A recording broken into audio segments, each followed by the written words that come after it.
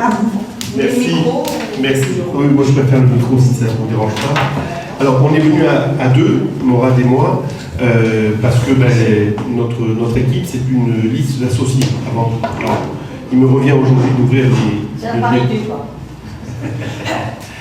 il me revient d'ouvrir les débats.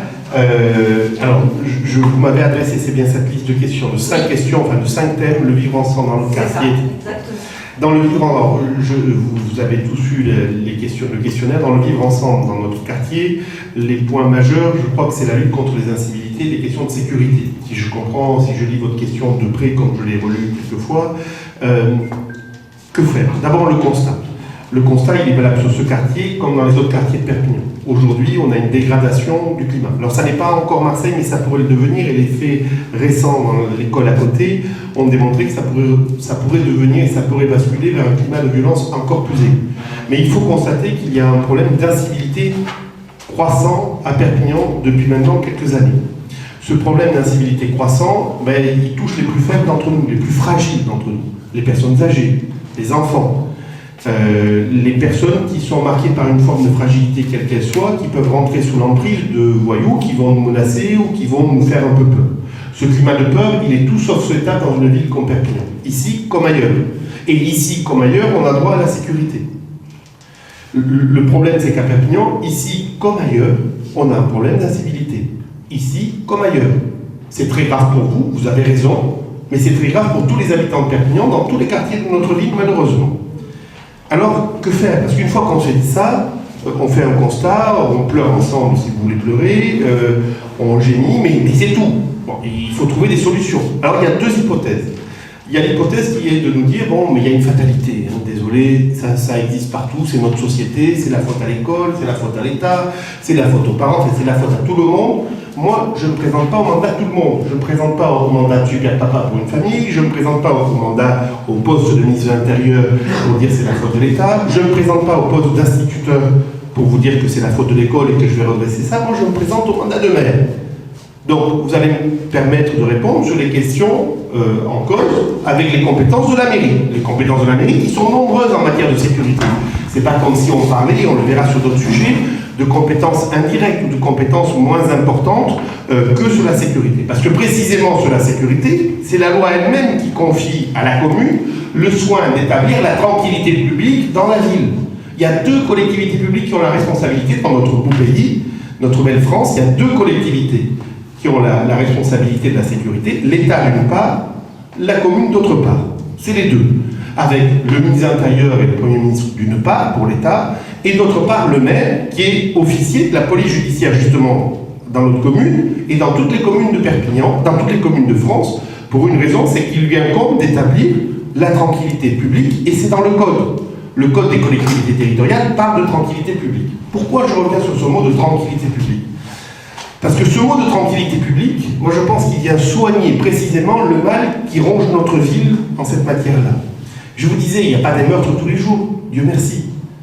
Mais il y a un vrai problème d'incivilité. On se sent toujours un peu menacé, des actes, des insultes, des mots, des ci, des là. Bon, voilà. Des choses qui font régner un climat un peu de méfiance, parfois de peur, qui est cultivé d'ailleurs par les uns, par les autres, pas par vous, pas par moi, mais par des gens dont l'intérêt est de nous dire « Ah, c'est effrayant ». Bon. Donc ce climat, il faut le corriger, et il faut le corriger par une vraie politique de tranquillité publique. Ça veut dire quoi? C'est bien d'avoir beaucoup de policiers municipaux, mais c'est mieux quand ils se promènent à pied, quand ils connaissent les habitants. Vous voyez, moi ce qui me sidère un peu, c'est que quand vous voulez voir des policiers municipaux à pied à Perpignan, il faut aller au centre-ville le samedi après-midi. J'habite à la Linette, me concernant. J'ai jamais vu, et j'y habite avec mon épouse et mes enfants depuis 12 ans, je n'ai jamais vu un policier municipal passer devant chez moi, à pied. J'ai vu les voitures passer très vite, avec un qui regarde le téléphone portable et l'autre qui conduit très vite, et je ne remets pas en cause leur professionnalisme, je constate juste que la doctrine d'emploi, la méthode d'emploi, à mes yeux, n'est pas la bonne pour restaurer un climat de tranquillité. Donc, premier point, moi je suis favorable à des patrouilles pédestres. Ça paraît médiocre, mais c'est essentiel pour vous dire quel esprit doit animer, moi à mes yeux, la police municipale à Perpignan. C'est celui de la volonté de discuter, de se faire connaître, de connaître les bonnes personnes et de faire la différence entre les honnêtes gens et les moins honnêtes. Pas pour se dire qu'on va se mettre dans une politique de shérif, mais pour se dire qu'on est capable de protéger un peu les honnêtes gens. Premier point. Deuxième point, la question de la proximité, elle passe par des postes de police physiquement. C'est-à-dire que si on n'a pas les commissariats de police municipale dans les 5 secteurs de notre ville, notamment, mon idée de proximité, elle ne va pas forcément faire long feu. Donc il y a 5 secteurs dans notre ville, vous le savez, nord, sud, est, ouest et centre.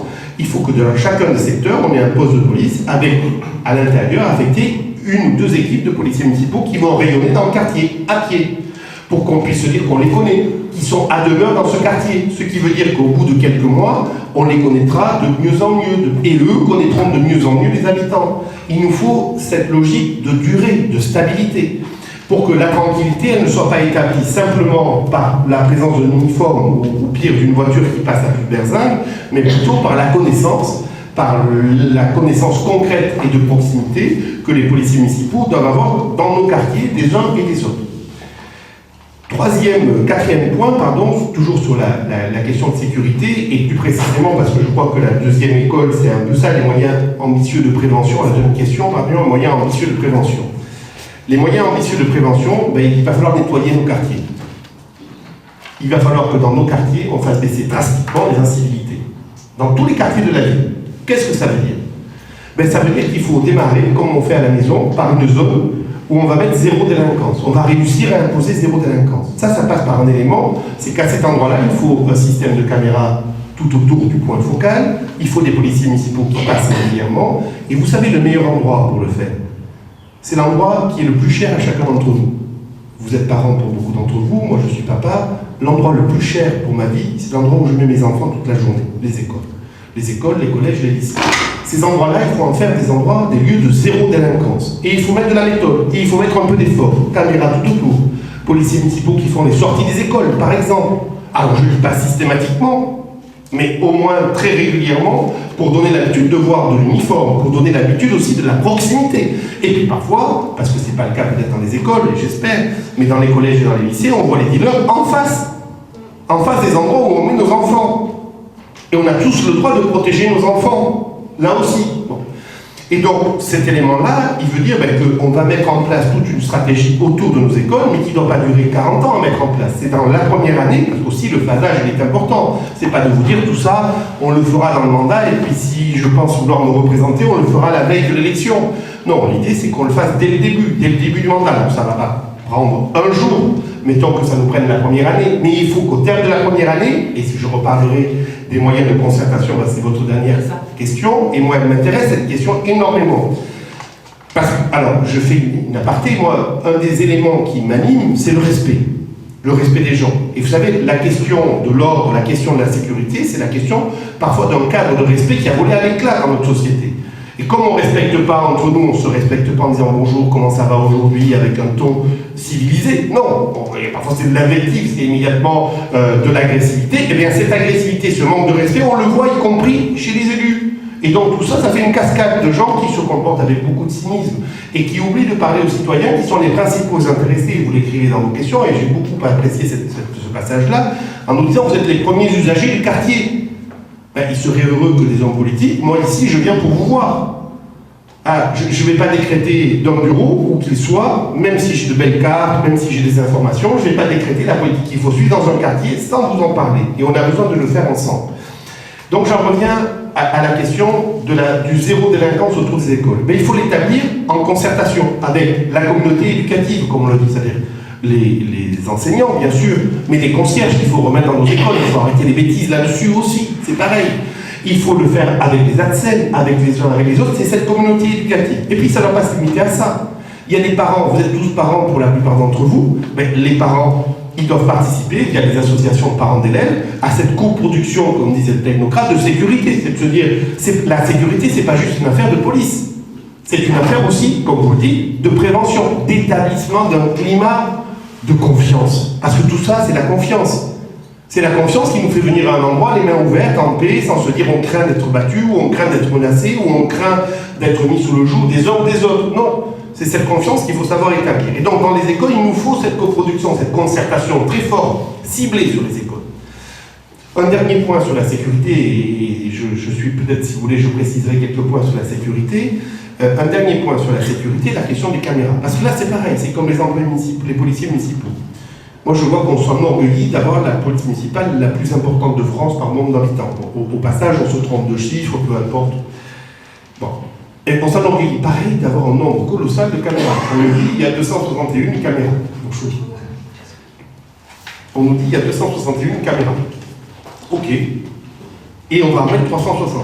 Ok. Bon, pourquoi pas. Le problème, c'est que ça fait 360 écrans s'il y a 360 caméras. Alors on va rester à 260, on va rester indulgent. Vous savez combien il y a de gens qui regardent les écrans? Deux, ça fait, pour une personne, ça fait 130 écrans. 130 écrans. Allez, on va se dire que j'exagère parce que je suis un opposant politique. Bon, ok, allez, on va se dire que c'est un peu plus de 2. Allez, on va être indulgent. Ça fait une personne pour 100 écrans. C'est-à-dire, à part d'être surhumain, et d'avoir quelqu'un qui a des pouvoirs surnaturels, il est impossible qu'en regardant 100 écrans, on puisse véritablement disposer d'un outil de prévention qui permet de se dire, là, à la caméra, on voit qu'il y a un problème, vite, vite, vite, on envoie la police municipale, vite, vite, vite, on appelle la police nationale. Ça n'est plus devenu un outil de prévention, pour reprendre votre terme. Parce que la caméra, ça peut être utilisé sous 2 angles. Vous savez, on parle de vidéoprotection, ça c'est fait pour nous faire moins peur. Mais ça veut dire quelque chose, et je vais y revenir. Ou de vidéosurveillance. Ça nous fait tous un peu peur, parce qu'on se dit, mais ma liberté, ça existe. Bon. Pourquoi moi je suis adepte de la vidéoprotection? Ben, la vidéoprotection, c'est celle qui consiste à dire, il y a une caméra, il y a un voyou qui vient m'agresser, je sais qu'il y a quelqu'un qui regarde derrière, qui va envoyer les troupes, la cavalerie, comme on dit dans les films de cow-boys, pour venir me sauver. Bon. Ben là, pas du tout. Il n'y a pas la personne derrière l'écran, parce que la personne derrière l'écran, elle peut pas, elle est submergée et on la comprend. Bon. Par contre, c'est la vidéosurveillance qui est utilisée là. C'est quoi? Ça veut dire que vous avez une mouche qui est rentrée et qui ne veut pas partir. Vous en faites un, tue pas, normalement. Alors, cette vidéosurveillance, qu'est-ce qu'elle veut dire? Bien, elle veut dire qu'en réalité, on utilise ces vidéos, non pas dans un cadre de prévention, mais dans un cadre de procédure judiciaire. C'est-à-dire que si on trouve le malfrat, si on voit que le malfrat a fait des délits contre vous, eh bien à ce moment-là, on va pouvoir le poursuivre, et en le poursuivant, pour le poursuivre au mieux et avec efficacité, que va-t-on faire? On va saisir les vidéos. Donc on voit que ces vidéos, elles servent dans un cadre stricto sensu judiciaire, elles ne peuvent pas servir dans un cadre préventif. Et moi je suis partisan de faire de l'outil de vidéoprotection, un outil de vidéosurveillance, pardon, un outil de vidéoprotection. Et donc il faut renforcer les effectifs qui sont derrière les écrans. Il faut passer à une dizaine de personnes qui sont derrière les écrans, qu'on peut former, sans forcément, et moi j'ai un élément, on en reparlera dans les 10 dernières minutes pour parler un peu de tout, parce que où qu'on soit, dans quelques quartiers que l'on soit de notre ville, on est citoyen de notre ville, et toutes les questions vous intéressent et nous intéressent. Moi je suis partisan du zéro augmentation de tout impôt local pendant le mandat qui vient. Mais pour faire ça, ça veut dire qu'il ne faut pas beaucoup dépenser plus, sinon on va tous exploser, et dans un an je reviens, je dis désolé, je ne vais pas pu faire autrement, on augmente les impôts. Pour éviter d'augmenter les impôts, ben, il faut réallouer des postes de fonctionnaires qui existent aujourd'hui, les réallouer vers cette compétence qui est la compétence prioritaire. Les événements qui ont eu lieu à l'école là à côté, mais les événements que vous subissez parfois et dont vous pâtissez régulièrement, ces événements, on voit bien qu'ils vous ennuient à vous, mais qu'ils ennuient beaucoup de Perpignanais. On ne peut pas se contenter à chaque élection de se dire c'est grave, si on ne cherche pas à mettre tous les moyens en masse pour résoudre ce sujet-là. Et tous les moyens, c'est notamment se dire, ben voilà, on fait en sorte de former un peu plus de fonctionnaires, de les mettre derrière les écrans et d'être capable là-dessus de faire de cet outil de vidéo un vrai outil de vidéoprotection et de vidéoprévention. Voilà sur ces éléments. Sur ces éléments, c'est de vous dire que, et j'en termine sur la sécurité par ces mots-là, la prévention, elle exige malgré tout de se parler. C'est pas la peine qu'on aille faire un zinzin administratif forcené. Elle exige de se parler. La meilleure des préventions, c'est celle qui fait que vous allez connaître, vous connaîtrez les policiers municipaux et qu'ils vous connaîtront. Ça, c'est la meilleure des préventions. Moi, je ne vais pas vous dire et on va en parler en politique sociale, c'est utile, les médiateurs, etc. Mais si on veut parler de sécurité, ce qui compte, c'est que les policiers nous connaissent, viennent, et qu'on se sente en paix avec eux, en tranquillité, pas effrayé par eux. Parce que moi, je vous le dis, j'ai l'impression d'être honnête, et j'ai toujours le sentiment qu'il va m'arriver un drame quand je les vois passer en voiture trop vite devant moi. Bon. Donc, tout ça pour vous dire que la meilleure des préventions, c'est le dialogue, c'est la discussion, c'est la concertation. Vous l'évoquez dans la dernière question, mais cette concertation, elle irradie l'ensemble des politiques publiques d'une ville bien gérée. C'est celle qui constitue, qui conduit à nous parler régulièrement, même quand c'est pas agréable, même quand il faut engueuler les uns, engueuler les autres. Et ça veut dire que il faut être présent, il faut une structure, il faut des équipes. Pourquoi on vient à 2 aujourd'hui? On pourrait venir même à 55, c'est que ces problèmes, ils ne peuvent pas passer que par un homme ou une femme. On est obligé de passer par une équipe. Non pas que le capitaine doive se désintéresser des problèmes aussi importants que l'insécurité. La raison pour laquelle je viens ici moi-même aussi, c'est pour vous dire que vos problèmes m'intéressent énormément et que j'en suis soucieux, que j'en suis inquiet. Mais une fois que je vous ai dit ça, il faut être lucide sur la concertation, donc j'y reviens. Il faut que cette concertation, elle soit fluide et qu'elle se fasse avec tous les aspects, tous les uns et les autres, les équipes, les employés municipaux, et ça, en catalan, on dit « là, je passe devant ». On veut dire par là que celui qui montre l'exemple, c'est généralement le capitaine. Et vous savez, dans une équipe, c'est lui. C'est pas forcément le meilleur joueur, mais c'est lui qui donne la ligne. Moi, je ne suis pas le meilleur joueur de notre équipe. Par contre, je sais que le rôle du capitaine, c'est de montrer la ligne. Et de montrer la ligne en venant, en discutant, en étant à l'écoute, en regardant ce qu'on peut faire, et puis en ayant en tête la bonne doctrine, la doctrine de proximité. Est-ce que vous voulez qu'on approfondisse sur la sécurité ou on passe au deuxième ou au troisième thème? Prenons des questions. Des questions précises, comme vous m'avez dit. Alors, je le fais dans l'ordre ou est-ce que vous m'autorisez? Dans l'ordre préféré? Allez, génial. Famille et jeunesse. Alors, famille et jeunesse, je passerai par plusieurs sujets. Le premier sujet, c'est la doctrine. C'est un peu de philosophie, j'allais dire publique ou politique. Et c'est important de se le dire. Vous savez, d'abord le droit. En France, il y a 3 niveaux pour le social. Il y a le niveau national, c'est la sécurité sociale et l'État. La caisse primaire d'assurance maladie, la caisse d'allocation familiale, ça c'est le niveau national. Le niveau national, ce sont des pépettes. C'est de l'argent. Ça, c'est le droit. Bon. Toujours dans le droit, le niveau départemental, le conseil départemental, c'est surtout de l'argent et un peu de prescription ou de politique de prévention. La PMI, l'enfance en danger, vous pouvez multiplier, il y a quelques outils comme ça, mais le reste, ce sont des allocations, dont le RSA, par exemple. Ça, c'est la politique sociale, toujours au niveau départemental, en termes de dépenses, c'est les plus importants. Et puis, il y a un niveau municipal. Le niveau municipal, il n'y a pas d'argent, parce qu'il n'y a pas de compétences financées là-dessus. Alors, j'entends bien qu'on me dit, on peut favoriser l'émergence d'un revenu minimum, etc. Ça, je veux bien. Moi, je ne sais pas comment le faire. Je suis spécialiste des politiques publiques, je l'ai vu faire ailleurs, ça a été une gabegie, ils ont très vite arrêté là-dessus. Par contre, ça ne veut pas dire que la mairie ne doit pas s'intéresser au social. Parce que la mairie, c'est l'échelon du développement social local. C'est elle qui va mettre en œuvre et rendre actives les dépenses qui sont faites par les autres. Elle le fait ou elle ne le fait pas. Comment ça se fait? Bien, il y a des collectivités au-dessus qui donnent de l'argent en fonction de critères, mais il faut qu'il y ait quelqu'un dans la proximité. Il faut qu'il y ait une collectivité dans la proximité, qui travaille avec les habitants, qui soit dans la proximité, qui connaissent les uns et les autres. Le social, c'est pas un dû. Le social, c'est notre République qui nous permet à nous tous de tenir debout, de remonter sur le ring quand on est tombé, quand il y a eu un coup trop dur. Eh bien, on nous permet de remonter sur le ring. Mais ça veut dire quoi? Ça veut dire aussi qu'il y a des gens qui parfois s'installent dans le social. Ils y vivent très inconfortablement, on le sait. Mais ils peuvent s'installer, ils ne se rendent pas service à eux-mêmes, on le sait. Mais il est très difficile de leur parler, mais pourtant, comme frères, parce que ce sont nos frères, il faut leur parler. Pas leur parler avec sévérité en les condamnant, parce qu'ils ne peuvent pas faire autrement. Donc c'est pas ça. Mais il faut leur donner des moyens de pouvoir se développer différemment. Et la mairie, elle est là pour ça. Alors une fois que je vous ai dit ces 3 niveaux, et que je vous ai dit ce 3e niveau, la mairie, ça veut dire quoi? Mais ça veut dire qu'il faut mettre en place les moyens, à ce niveau-là, au niveau de la mairie, de ce développement social local. Ça veut dire qu'il faut se retrouver régulièrement, quartier par quartier, et faire ce que... C'est la commune de Bompas, par exemple, qui fait ça, ici, mais c'est la commune de Toulouse qui l'a mis en place depuis une douzaine d'années. Aussi, c'est ce qu'ils appellent la marguerite sociale. C'est-à-dire que le social, c'est pas qu'une question d'argent. C'est pas qu'une question d'allocation, de somme, de pension, d'assistanat, tout ce que vous voudrez. C'est aussi de l'argent. On ne va pas se leurrer, quand ça ne va pas, il faut 4 sous. Moi j'ai été boursier toute ma carrière d'étudiant. Heureusement que j'ai eu les bourses de la République. Ça m'a permis de faire beaucoup d'études, ces bourses. J'étais de milieu très pauvre. Heureusement que mes parents, ils ont touché des bourses, ou moi-même j'ai touché des bourses quand j'étais étudiant, pour poursuivre mes études. Mais une fois qu'on se dit ça, ce social, il doit être exercé avec beaucoup de doigté, beaucoup de précision, pour tirer les personnes de l'affaire. C'est pas la peine de se dire que le social, il a vocation à maintenir des personnes sous amphétamine sociale toute leur vie, parce que ce système-là, il aboutit malheureusement à rien.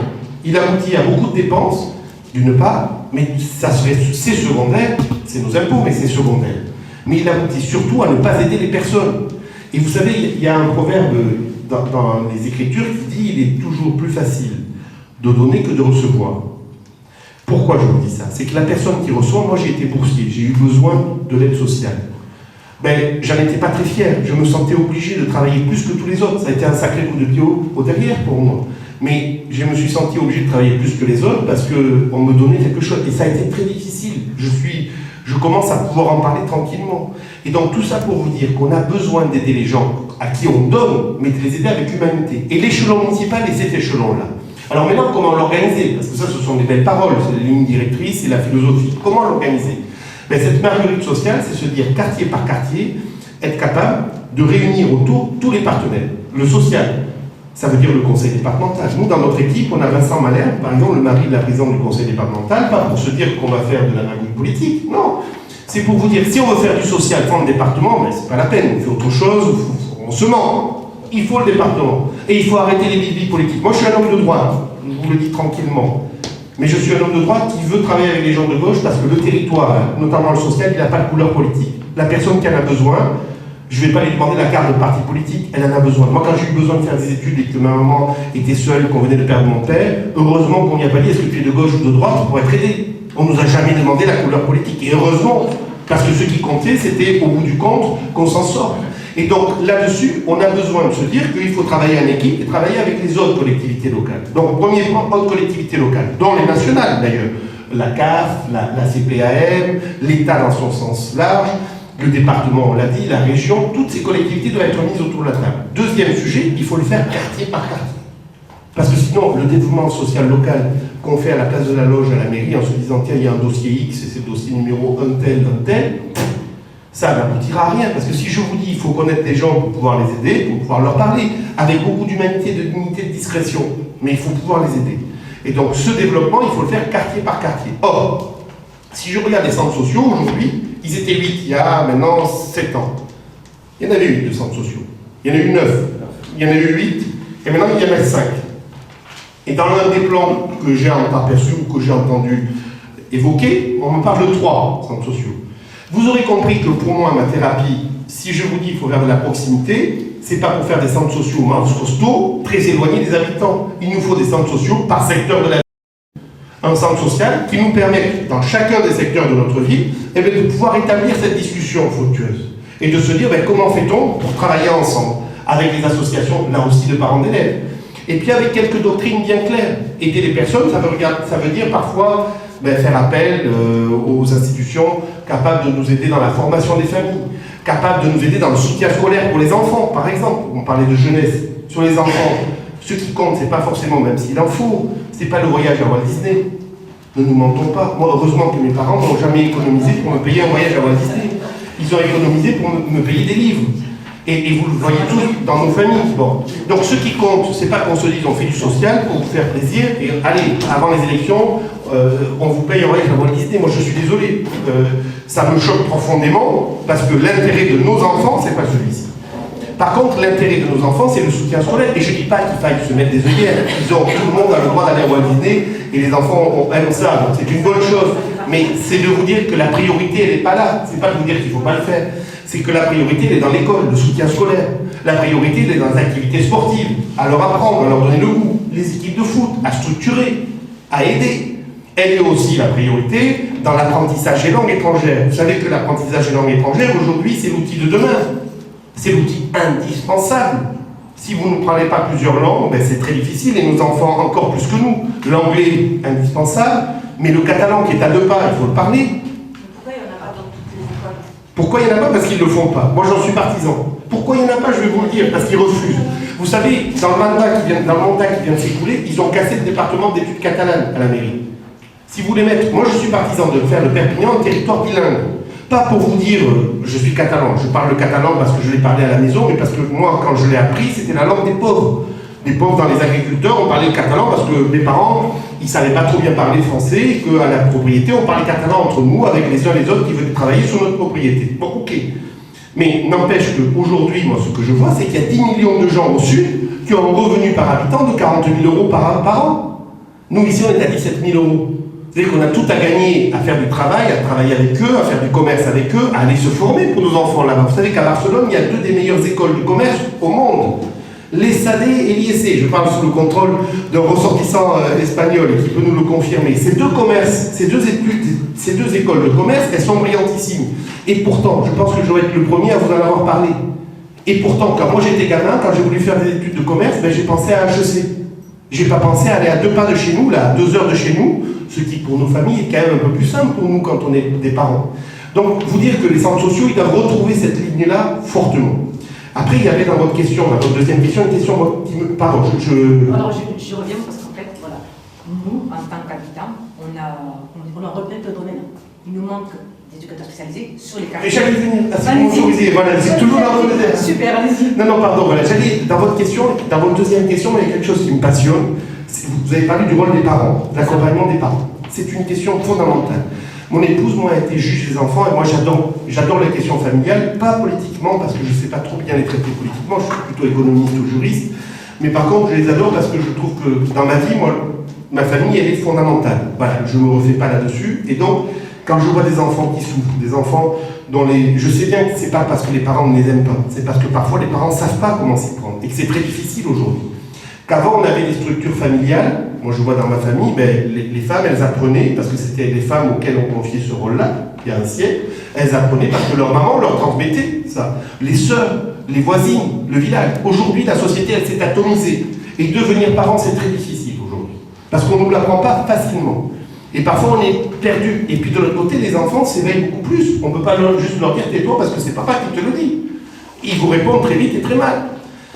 Il faut être capable là-dessus de nous rasséréner un peu, pas de nous former en disant c'est pas une école des parents. Mais moi j'ai pu pratiquer dans pas mal de villes, notamment en région parisienne et notamment dans les Yvelines, les maisons des parents. Les maisons des parents c'est quoi ?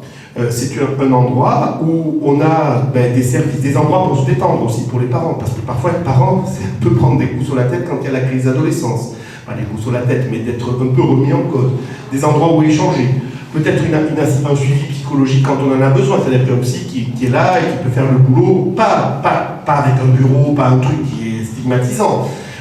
Aussi des endroits, un endroit où on peut laisser les petits enfants jouer à un endroit entre eux. Tous ces éléments-là permettant de se dire, à cet endroit-là, on peut progresser en tant que parent. Et la maison des parents, moi, que j'ai vu fonctionner le mieux, je vous dis, c'était dans les Yvelines, un truc qui fonctionnait vraiment très très bien. Eux, ils en ont fait une par quartier. Une par quartier, peut-être il faudra y arriver, j'en sais rien. Nous, à Perpignan, pour le moment, il n'y en a pas.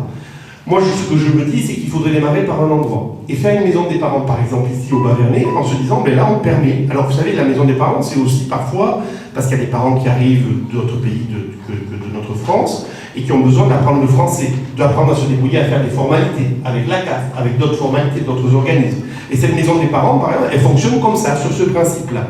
Et je me dis que démarrer une expérimentation forte, solide, pour essayer de la mener à terme. J'y crois au rôle de la maison des parents, mais je ne peux pas juste vous dire j'y crois et ça va marcher. Il faut qu'on la teste, qu'on la fasse évoluer, qu'on la remplisse avec les bonnes compétences et démarrer ici. Donc ça c'était la dernière question, j'ai pas fini, hein. C'était le dernier point que vous évoquiez dans votre deuxième question, parce que cette question, moi, elle me semble fondamentale et à la base de beaucoup de choses. J'en termine avec ça et je vous promets, je vous passe au deuxième tiré de ces 3 tirés. Ce dernier tiré, il est pour moi fondamental parce qu'on se comprend, on comprend que ce rôle est difficile à tenir quand on est parent. Quand on devient parent, on apprend beaucoup l'humilité, et ça c'est valable depuis toujours, premier point. On peut se tromper, on le sait tous, mais aujourd'hui les enfants sont devenus un peu plus durs, parce qu'ils savent beaucoup de choses, parce qu'on peut moins les tenir comme je le disais.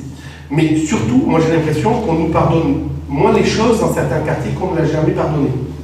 Je vais vous donner juste une petite anecdote, ça va prendre 2 secondes, pardon, mais c'est pour moi important de vous le dire. Je suis né, je vous l'ai dit, je suis né à Perpignan, mais j'ai vécu toute mon enfance dans un petit village rural, on était 500 habitants. Dans ce village, les familles n'avaient jamais bougé, moi ma famille elle est là depuis le 11e siècle dans ce village. Bon. Et je pense que la totalité des familles, quand j'étais gamin qui vivaient là, elles étaient là depuis toujours. Bon.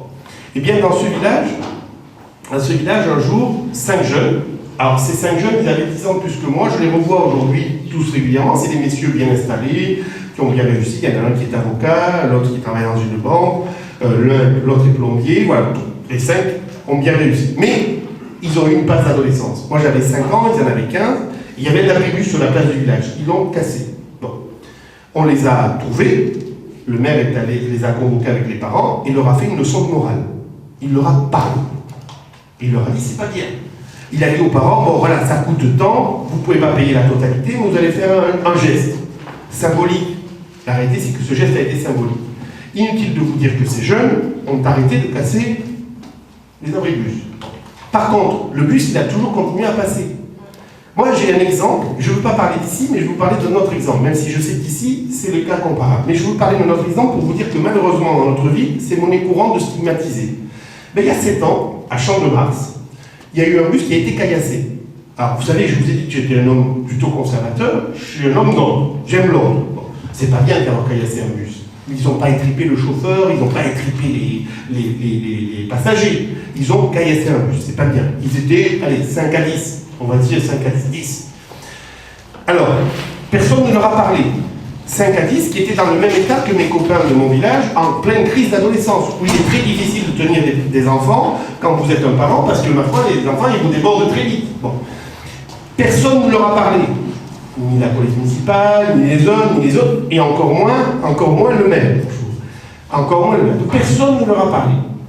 Alors, premier point, première surprise, on se dit, c'est pas de nature à les former, à les forger. Mais ça ne s'arrête pas là. Qu'est-ce qu'on a décidé de faire? Ben, ils ont décidé de couper la ligne de bus, et pas sachant de base, complètement. Et je sais pas, je sais. Voilà, je sais. Non mais, à Champ-de-Mars, c'est le cas. À Champ-de-Mars, c'est toujours le cas. Alors, regardez, moi je vous parle de là-bas pour vous dire que malheureusement, c'est une politique à l'échelle de la ville, mais qui me choque profondément. Je vous parle de là-bas pour vous donner de l'ordre de grandeur. Allez, mettons qu'ils soient 10 jeunes, en pleine crise d'adolescence. Aucun d'entre nous n'a jamais été adolescent. On a tous été adolescents. On a tous fait quelques bêtises. On s'est tous dit, mince, là on a franchi la ligne blanche. Il fallait se reprendre. On en a fait des conneries, pour parler trivialement. Et on sait que nos enfants, ils peuvent en faire. Et quand ils vont en faire, on les aime. On va les gronder, parce qu'on a à cœur notre rôle d'éducateur, mais on va les aimer. Là, les enfants, on ne leur parle pas. On fait comme si on ne les aimait pas, la réalité. Parce que gronder quelqu'un, c'est l'aimer un peu. C'est lui dire, écoute, je ne veux pas que tu pousses comme ça, c'est pas bien. Voilà, il faut que tu te remettes sur le droit chemin. C'est vouloir s'inquiéter de son avenir. Mais là, pas du tout. On ne leur parle pas. Premier point. Donc, on les ignore, on les oublie. Et deuxième point, il y a 10 jeunes, maximum 10 jeunes, qui font ça, et on coupe le bus. À Champ-de-Mars, il y a 3500 habitants. On coupe le bus pour 3500 habitants. Moi, les personnes qui viennent m'en parler, depuis lors, me disent, mais écoutez, moi je travaille à Saint-Charles, j'ai en tête une maman qui m'a dit, je travaille à Saint-Charles, je dois commencer le matin à 6h du matin, je fais 1 kilomètre pour aller à la citadelle chercher, pas le bus, mais une copine qui vient me chercher, et ensuite le soir, c'est rebelote dans l'autre sens. Elle dit, comment on peut et tout le monde prend patience. Parce qu'ici, comme là-bas, vous avez une patience de saint. Vous avez une patience qui vous conduit à supporter ces choses-là, qui sont une rupture, vous en parlez dans les questions qui suivent, une rupture de l'égalité devant le service public. On ne vous a pas le choix. Non, enfin, maintenant on a un choix là, on a une élection qui va venir. Hein, l'élection elle est là. Et vous avez raison de faire ce que vous faites. Moi je suis heureux d'être là aujourd'hui, parce que c'est une démarche citoyenne. Moi, je viens faire, j'allais dire, ma réclame, comme on dit vulgairement, mais c'est pas ça qui m'intéresse. Là, je suis heureux de vous voir parce que vous prenez votre destin en main, parce que vous avez fait table le bulletin de vote. Vous imaginez, on coupe le bus, la ligne de bus pour 3500 habitants parce qu'il y a 10 jeunes à qui on n'a pas parlé une seule fois et qui ont caillassé un bus. Allez, une fois le bus, c'est pas bien. Ça va, on va se calmer un peu, on va remettre en perspective. Et puis on va leur parler, leur dire c'est pas bien. Camarade jeune, qu'est-ce que t'as fait, qu'est-ce que t'as fabriqué? Et on va les aider peut-être, on va les remettre dans le droit chemin. Bon. Alors, donc, comment on y arrive? Voilà. Alors, vous en avez parlé, les centres sociaux à rapprocher, les médiateurs à remettre dans les quartiers. La capacité à se dire, on met des éducateurs, on remet du sport. Les centres sociaux, je vous ai dit à rapprocher. Ça veut dire que les centres sociaux, il faut les remettre dans le quartier en tant que tel. Comment les remettre dans le quartier? À la fois par les rapprochements, mais aussi en confiant la gestion des centres sociaux à des associations de quartier. Vous savez ce qui se passe dans toutes les villes de France, excepté 2 ou 3, dont Perpignan, pour les villes de plus de 100 000 habitants, les centres sociaux sont gérés par une association. Voilà. Sont gérés par une association. Ça veut dire quoi? Ça ne veut pas dire que ça va être le soviet. Je ne vous dis pas que je suis un partisan communiste à vous dire on va faire de l'autogestion tous ensemble. Non. Ça veut dire qu'on donne un budget, que la mairie elle travaille avec le centre social avec un partenariat fort, et on se dit comment on gère ce budget ensemble, on contrôle, on regarde, et on apprend à travailler ensemble, parce que parfois ça peut être compliqué, mais ce sont les associations de quartier qui donnent l'orientation et qui se disent, parce que le jour où on vous dit, voilà, il y a un budget de 100, sur le budget de 100, on peut faire, pardon, je parle trop fort. Non, j'avais une question à poser en fait. Après, il y a une vraie question. Donc voilà, je vous laisse pas trop, hein, bon, je me plie à vos règles. Là, c'est la question ouverte après. Donc une fois, du coup j'avais perdu le fil. Donc, sur les centres sociaux, quand on se dit on est capable de mettre tout le monde autour de la table, c'est se dire qu'on est capable de travailler ensemble, mais si on sait qu'on a un budget de 100, d'accord, vous-même, c'est vous qui allez me dire le voyage à Euro Disney, on va se calmer 2 minutes, parce qu'avant on voudrait développer le soutien scolaire pour nos enfants, l'apprentissage du catalan pour nos enfants, peut-être l'apprentissage de l'arabe dans certains endroits. Moi j'ai eu la chance d'apprendre le catalan à l'école, après l'avoir appris à la maison. Mais heureusement que j'ai eu cette chance, j'ai appris à l'écrire convenablement, à le parler. L'apprentissage de l'anglais, pour nous tous, qui est fondamental. Tous. Peut-être un gymnase. Mais ça veut dire qu'une fois qu'on est en responsabilité, vous et moi, une fois que vous avez cette responsabilité, c'est une autre chose qui va se dérouler. Parce qu'on va tous regarder comment ça se passe et on va être main dans la main. Et main loyale fait main forte, c'est le dicton français, c'est dire ça. C'est-à-dire on va se mettre à bosser là-dessus correctement. Donc voilà, pour répondre à votre question, pour vous donner des éléments de réponse là-dessus, c'est de vous dire oui, il faut mettre des moyens. Oui, il faut mettre des moyens, mais il faut une doctrine. Et la doctrine, c'est celle de la proximité, de la confiance, de la connaissance des personnes. Sinon, on échouera tout à quoi, quelles que soient les sommes que l'on mettra, on pourra mettre des milliards, on n'y arrivera pas. Il faut se connaître, il faut se parler, il faut pouvoir se concerter, il faut pouvoir mettre ensemble un projet que l'on va partager. Parce que le projet éducatif ou le projet de quartier, il faut le partager. On ne va pas le décider juste dans un bureau et se dire c'est comme ça et puis circuler, il n'y a rien à voir. Ça, ils le font déjà, ça ne marche pas. Parce qu'en fait, jusqu'à présent, on nous parle de financier. Budget. Et je ne vous parle pas de budget. Non, nous, en fait, dans ce qu'on voudrait, déjà le terrain, ce qu'il nous faut. Mais oui. Le terrain. Surtout visible. Ce n'est pas des gens qui sont là, qui soient titrés au quartier, qui sont dans des bureaux. Ça, on n'en veut plus. C'est ça. Mais vous avez raison. Et oui, parce que le centre social, on parle du centre social, mais le centre social, il fait très bien son boulot, c'est juste qu'il n'a aucun moyen. Voilà. Exactement. Ils n'ont aucun moyen. C'est ça qui est par rapport à la maison de son frère, c'est ça qui venait de dire. Oui, c'est ça. Et remettre en fait sur le quartier plus visible, Mais- que les gens en fait ils y aient accès. Oui, bien Parce sûr. qu'en fait voilà, Mourad, il connaît très bien. moi je fais des sur le centre social, voilà, on prend les gamins. Vous avez refusé la question et là vous posez la question. Vous allez me faire compter. Non, mais Vous allez compléter. Pour savoir ce centre social, on prend les gamins jeunes. Oui. À partir de 15 ans, on les prend plus. Voilà. Bien sûr. Mais c'est ça. Les gamins qui sont un petit turbulent, on les met de côté. Oui, c'est vrai. En fait, il faudrait une structure d'accueil. Comme à l'époque des CLJ, comme à l'époque des CLJ. Bon, je vous dis parce C'était bien les que je suis CLJ. un enfant du CLJ. En fait, bon, à l'époque, il n'y avait pas de discrimination. Il y avait autant de filles que de garçons. C'est moi qui l'ai créé. Tout âge, tout à fait. Tout âge.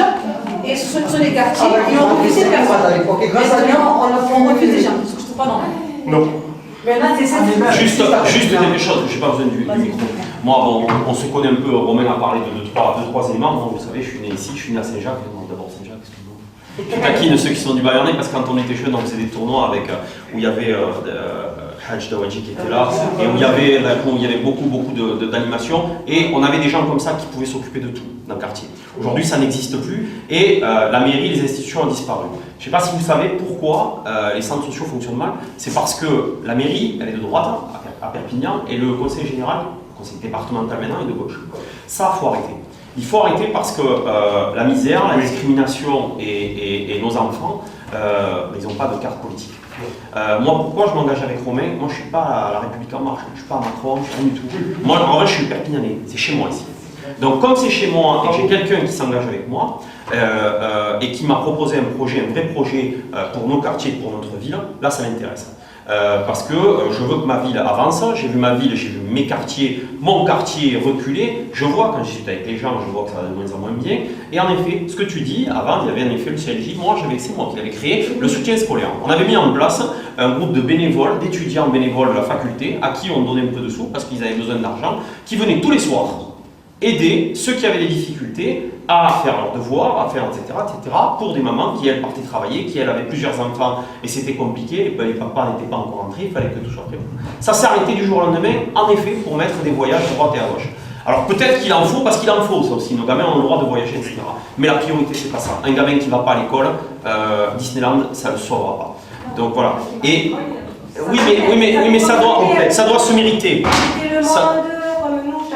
Mais ça doit se mériter, moi je l'ai vécu. Moi j'étais un enfant des loisirs quotidiens des jeunes, si vous l'avez connu à Perpignan. Et merci à Mairie Perpignan qui a mis ça à l'époque en place. Mais c'était à l'époque. À l'époque, quand on croisait un grand du quartier qui nous regardait de travers, on partait, on baissait les yeux. J'étais à Saint-Jacques il y a quelques jours, je vois des enfants que j'ai vus comme ça, qui me regardent presque de travers en disant il est du quartier, lui, ou il n'est pas du quartier. Donc oui, et vous le voyez aussi. Donc ça c'est compliqué. Et en fait ça serait remettre dans une maison des parents, des maisons de quartier, des gens qui viennent et qui sont financés par les autres. Parce que le social et les éducateurs spécialisés, ils sont financés par le conseil départemental. C'est pas les attributions ne sont pas les compétences du maire. Et si ce ne sont pas les compétences du maire, il faut donc passer des conventions avec ces gens-là pour qu'il y ait tout le monde au même endroit. Et c'est ce qu'il faut faire. S'il n'y a pas tout le monde au même endroit, s'il n'y a pas des vases communicants avec le service des sports, avec l'école, parce que les gamins qui sortent de l'école et qui vont à la maison des parents, s'il n'y a pas un lien entre les enseignants et la maison des parents, ça ne sert à rien. Ouais, mais pourquoi il faut tout le temps attendre des élections pour que ça... Mais parce que là, pour l'instant, nous, on n'est pas élus. On n'est pas à la maison. Là, pendant ces 6 ans, quand même. Ben, il faudra poser la question au maire de Perpignan. Parce que là, la délécate, c'est tout quand même. C'est pire. Mais la délécate, c'est pire. ils ne s'occupent pas des petits déjà. Tu as raison. Les petits, ils vont faire des conneries, ça c'est sûr. Oui, les grands, ils ne retrouvent aucun travail. Ils trouvent du travail à ceux qui craquent, ceux qui leur lèchent les bottes, je ne sais pas ce qu'ils font. Sinon, tu ne trouves pas de travail ici. C'est toujours les mêmes qui donnent tout le temps les mêmes choses. C'est normal que si les gens n'ont aucun moyen de s'en sortir, il faut des conneries. Mais je l'ai lu. Il n'y a aucune solution. Je l'ai lu. Les associations ne sont pas aidées. Moi, ma politique, en tout cas ma vision, et celle que je veux imposer dans l'équipe, parce que moi je viens de ce milieu. Moi je viens de là. Moi j'ai eu des frères qui étaient en prison, j'ai eu des neveux qui ont fait des conneries, je viens de ce monde-là. D'accord? Et j'ai eu une chance, c'est d'avoir des frères qui m'ont surveillé. Et si je traînais avec un tel, j'aurais pris une tannée. J'avais mon père derrière, j'ai fait des études. J'ai été boursier. Non mais attends, justement, je termine. Mais moi, je viens d'une époque où il y avait encore ce respect-là. Il n'y est plus, c'est à nous de le mettre en place. Par des structures, par des gens, mais il vient aussi, ces choses-là viennent quand tu inspires le mérite. Parce que qu'est-ce qu'on fait? Oui, tu as raison, on va aider des gens qui sont des caïds, on va aider des gens qui ont tracté, etc. Il faut arrêter. Et nous, on arrêtera. Moi, j'ai le plus de respect pour des gens comme Khaled, qui n'est pas là. Khaled, qui était ici, qui est devenu diplomate, qui était au lycée d'Alger. Bien sûr. Oui. Yaker Khaled, qui est mon copain. C'est des gens comme ça qu'il faut mettre en avant. Si tu mets en avant des bandits, excuse-moi, les gamins vont rêver de des bandits. Moi, ce que j'ai l'impression, c'est que c'est que de la politique. C'est même là les réunions comme ça, on parle, et à la fin, il y en a. Ça va servir à rien. Ce que j'ai l'impression, parce que ça s'est passé déjà il y a 10 ans. C'est les gens qui sont dégoûtés. Là, à part le truc de l'école, il y a eu un problème à l'école. S'il n'y avait pas eu le problème de l'école, déjà personne n'y serait venu ici. Parce que personne n'y vient, ils viennent pour promettre rien à la fin. Non mais Azouz, quand même on s'est battu, Oui, quand même, on a essayé de faire le maximum. On appelle tous les habitants, on appelle tous les Tu vas te battre avec des couteaux. Voilà, oui, je comprends très bien ce que tu veux dire aussi. Il a fallu ça pour que ça réveille le monde. C'est malheureux, c'est malheureux. Surtout pas Bérénice. Ça on l'a lu. Moi j'ai vu que vous aviez, parce qu'on l'a étudié le document, j'ai vu que il y avait besoin d'égalité, besoin d'équité, etc. Ça c'est normal. Après la vie fait qu'il y a des gens malhonnêtes. Moi, attends, je vais juste te donner un exemple. Ma mère habite au Champ de Mars. Ma mère habite au Champ de Mars depuis 30 ans. Ils sont allés voir ma mère porte pas le même nom que moi, parce qu'elle a gardé le nom de jeune fille sur la retraite, parce que mon père, moi, est décédé il y a 18 mois. Ils sont allés voir ma mère. Ils ont dit à ma mère, tu veux une villa HLM, t'inquiète pas, on va t'aider. C'est normal ça déjà. Ça, c'est normal. Mais non, c'est pas normal. Mais on va faire comment? Nous, notre volonté, c'est justement d'arriver à la mairie, de gagner la mairie, pour faire en sorte de faire changer. Tu sais, juste 2 mots. Regarde, donc, tu dis, bon, les gens, mais nous, on n'est pas venus en disant, là, il y aura des villas pour l'un, des arrondissements. Non, mais je sais. Attendez. Juste, je voulais vous dire, c'est qu'il ne faut pas... Oui, vous avez raison, parce que moi, ma voix ne porte pas comme celle de Morad. Moi, ce que je voulais vous dire, c'est qu'il y a une phrase en français qui dit, il ne faut pas que la mauvaise monnaie chasse la bonne. C'est-à-dire qu'à mettre tout le monde dans un même sac, on en finit par avoir toujours les mêmes. Ils font toujours le même clientélisme. Je termine juste là-dessus. Juste vous dire que moi je suis très heureux de cette réunion, même si peut-être vous jugez que vous n'êtes pas nombreux, moi je trouve que vous êtes très nombreux. Mais pourquoi? Pour parler d'autre chose, c'est que ça vient parfois du quartier lui-même. C'est-à-dire que quand on va faire du porte-à-porte et qu'on cible des endroits en disant, mais là ils ont besoin, on y va comme des charognards. Parce que la réalité c'est que c'est un comportement de charognard. C'est ça qui s'est passé ce matin. Normalement, le porte-à-porte, Ça se fait pas déjà. Ça. Oui, ça peut se faire, pourquoi pas. Mais parce que vous avez arnaqué ils ont arnaqué les gens pendant 6 ans, ils reviennent pas avec des trucs sur le papier. Non, mais tu veux quoi? Toi tu veux ça? ça se fait pas. Ça, bravo à la fin. Non mais bravo. Ce que je veux vous dire, c'est que le porte-à-porte pour vous dire tu veux ça, comme ils l'ont fait à la maman de Morale. Mais c'est une grosse bêtise, ça se fait pas. Ça, vous avez raison. Le porte-à-porte, par contre, qui consiste à dire bonjour, je m'appelle Romain Gros, je présence au municipal, même si on me claque la porte au nez, j'ai le droit de le faire, si je respecte mon interlocuteur, si je suis honnête, si je parle comme on vient de le faire à votre demande, à la demande du quartier, des centres sociaux, de ce qu'on pourrait faire. Et après, là où vous avez raison, et c'est pour ça que je suis heureux que ce soit filmé, là où vous avez raison, c'est qu'il faut qu'on le fasse après, et il faut qu'on se tienne à le faire. Ça veut dire qu'il faut refaire, il faut revenir, il faut le faire et le suivre. Vous avez raison. Oui, mais vous avez raison, mais avant... Oui, et c'est très bien, et c'est très bien de le faire comme ça. Mais moi, c'est ça que je veux, madame, c'est ça que je veux. C'est ça, c'est que vous me disiez, moi, on va tester, on va voir si ça marche pas, on va rapporter, parce que ça, moi, je le ferai. Moi, c'est comme ça que j'agis. Moi, pour tout vous dire, j'ai donné ma confiance au maire sortant en 2014. Je m'en mords encore les doigts. Sur des tas de sujets, pas sur je dois vous l'avouer, pas seulement sur le quartier, sur plein de sujets hallucinants. Moi, j'ai passé, il y a 6 ans, jour pour jour, j'étais dans des tas de réunions où j'allais et où j'expliquais le maire de Perpignan ne peut pas être président de la communauté urbaine parce qu'il ne peut pas cumuler les deux et M. Pujol s'est engagé, ne sera pas président de la communauté urbaine en même temps que le maire de Perpignan. Le lendemain de l'élection, je suis dans son bureau, il me dit, écoute, je vais aller à la communauté d'agglomération. Je dis, mais comment tu vas justifier aux Perpignanais à qui on a dit tous ensemble que tu n'irais pas à la communauté d'agglomération? Tu me dis, les gens sont bêtes, tu sais, ils l'auront oublié. Hein. Voilà. Bon. Et vous êtes resté. J'ai essayé de durer. Moi, je ne suis plus. Il faut se barrer là. Eh bien oui, mais un gros problème, c'est que si je m'étais barré, c'est ce que vous dites. Regardez, si je m'étais barré, aujourd'hui, je ne serais pas devant vous à vouloir le mettre dehors. Pourquoi? Mais alors, mais c'est pour nous. S'il vous plaît, attendez, On va suit ça. On suit, Après la question, on débat tranquille. après la question, Oui. Sinon, voilà. Les questions sont longues. Alors, l'absence de perspective d'emploi pour nombre d'habitants, et notamment pour les jeunes générations, est à l'origine de bien des maux que connaissent nos quartiers. Et ce n'est pas la compétence première de la mairie, il nous semble de sa responsabilité de coordonner les efforts publics et privés pour développer la formation, l'emploi et la création d'entreprises dans nos quartiers. Oui. Bon, on va développer quand même. Alors, premier point, le constat. Et vous n'avez pas posé la question, mais je retiens que vous vouliez poser une question. J'avais aussi à 2 questions. Le constat, c'est le chômage à Perpignan. C'est pas que le quartier, c'est tous les quartiers de la Mais ville. beaucoup souffrent. Mais attendez, je vais y revenir. C'est 23% du taux de chômage à Perpignan. Vous savez qu'en France, le taux moyen de chômage, il est de 8,1 maintenant. Ah, ça y est. Oui, 8,1. Et il y a 25 départements de notre belle République où le taux de chômage est inférieur à 7%. Je vous rappelle le nôtre, 23%. Et puis ça ne s'accompagne pas que de ça. C'est le taux de pauvreté. Vous savez, le taux de pauvreté, c'est le nombre de personnes qui vivent sous le seuil de pauvreté. 867 € pour un ménage par mois. D'accord? Pour un ménage. Le chômage, vous vous basez sur Pôle emploi. Sur la DARES, c'est pour l'emploi. C'est les radiations de Pôle emploi. C'est pas forcément qu'ils ont trouvé aussi. Non, mais on parle, là, il est en train de dire que Perpignan est une des villes où il y a le plus de chômeurs. Non, parce que la courbe à chaque fois elle baisse, c'est pas. Oui, mais là, tu expliques quand ça remonte. Voilà. Mais là où vous avez raison, c'est que la courbe, elle baisse. Ah non, oui, ça marche. La courbe, elle baisse en France et on peut l'interpréter. Peut-être vous pouvez me dire, moi je pense qu'il y a les résultats d'une politique à laquelle j'adhère, je peux le reconnaître. Mais une fois que je vous ai dit ça, vous pouvez le dire en France, mais ici ça baisse pas, ça augmente. On est à 23%, c'est-à-dire que même si vous dites qu'il y a des radiations, mais ici, ça ne baisse jamais.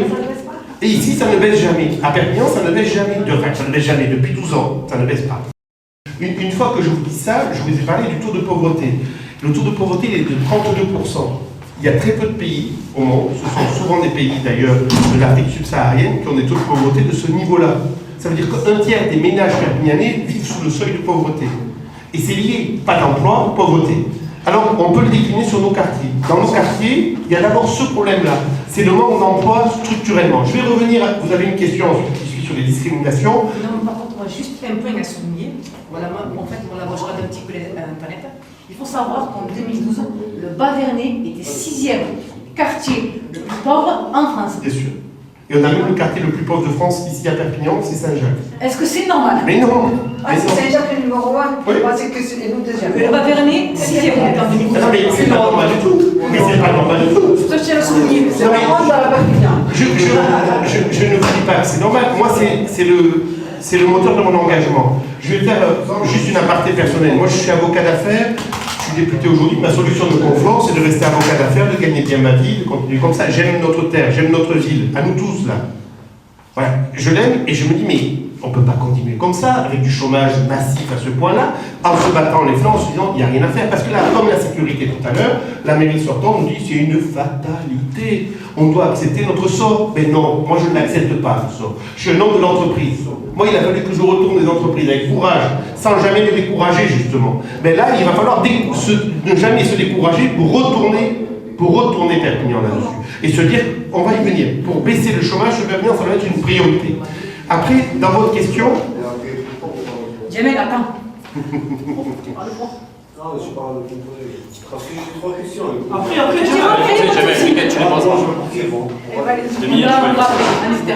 Alors, sur la question du chômage, vous le disiez dans votre question, la collectivité, la mairie, mais c'est surtout la communauté urbaine, n'a pas une compétence exclusive. Moi, ça, la communauté urbaine, elle a une compétence, économie emploi, parce que la mairie n'est pas la seule acteur, mais quand vous décidez le maire, généralement, vous décidez aussi le président de la communauté urbaine. Bon.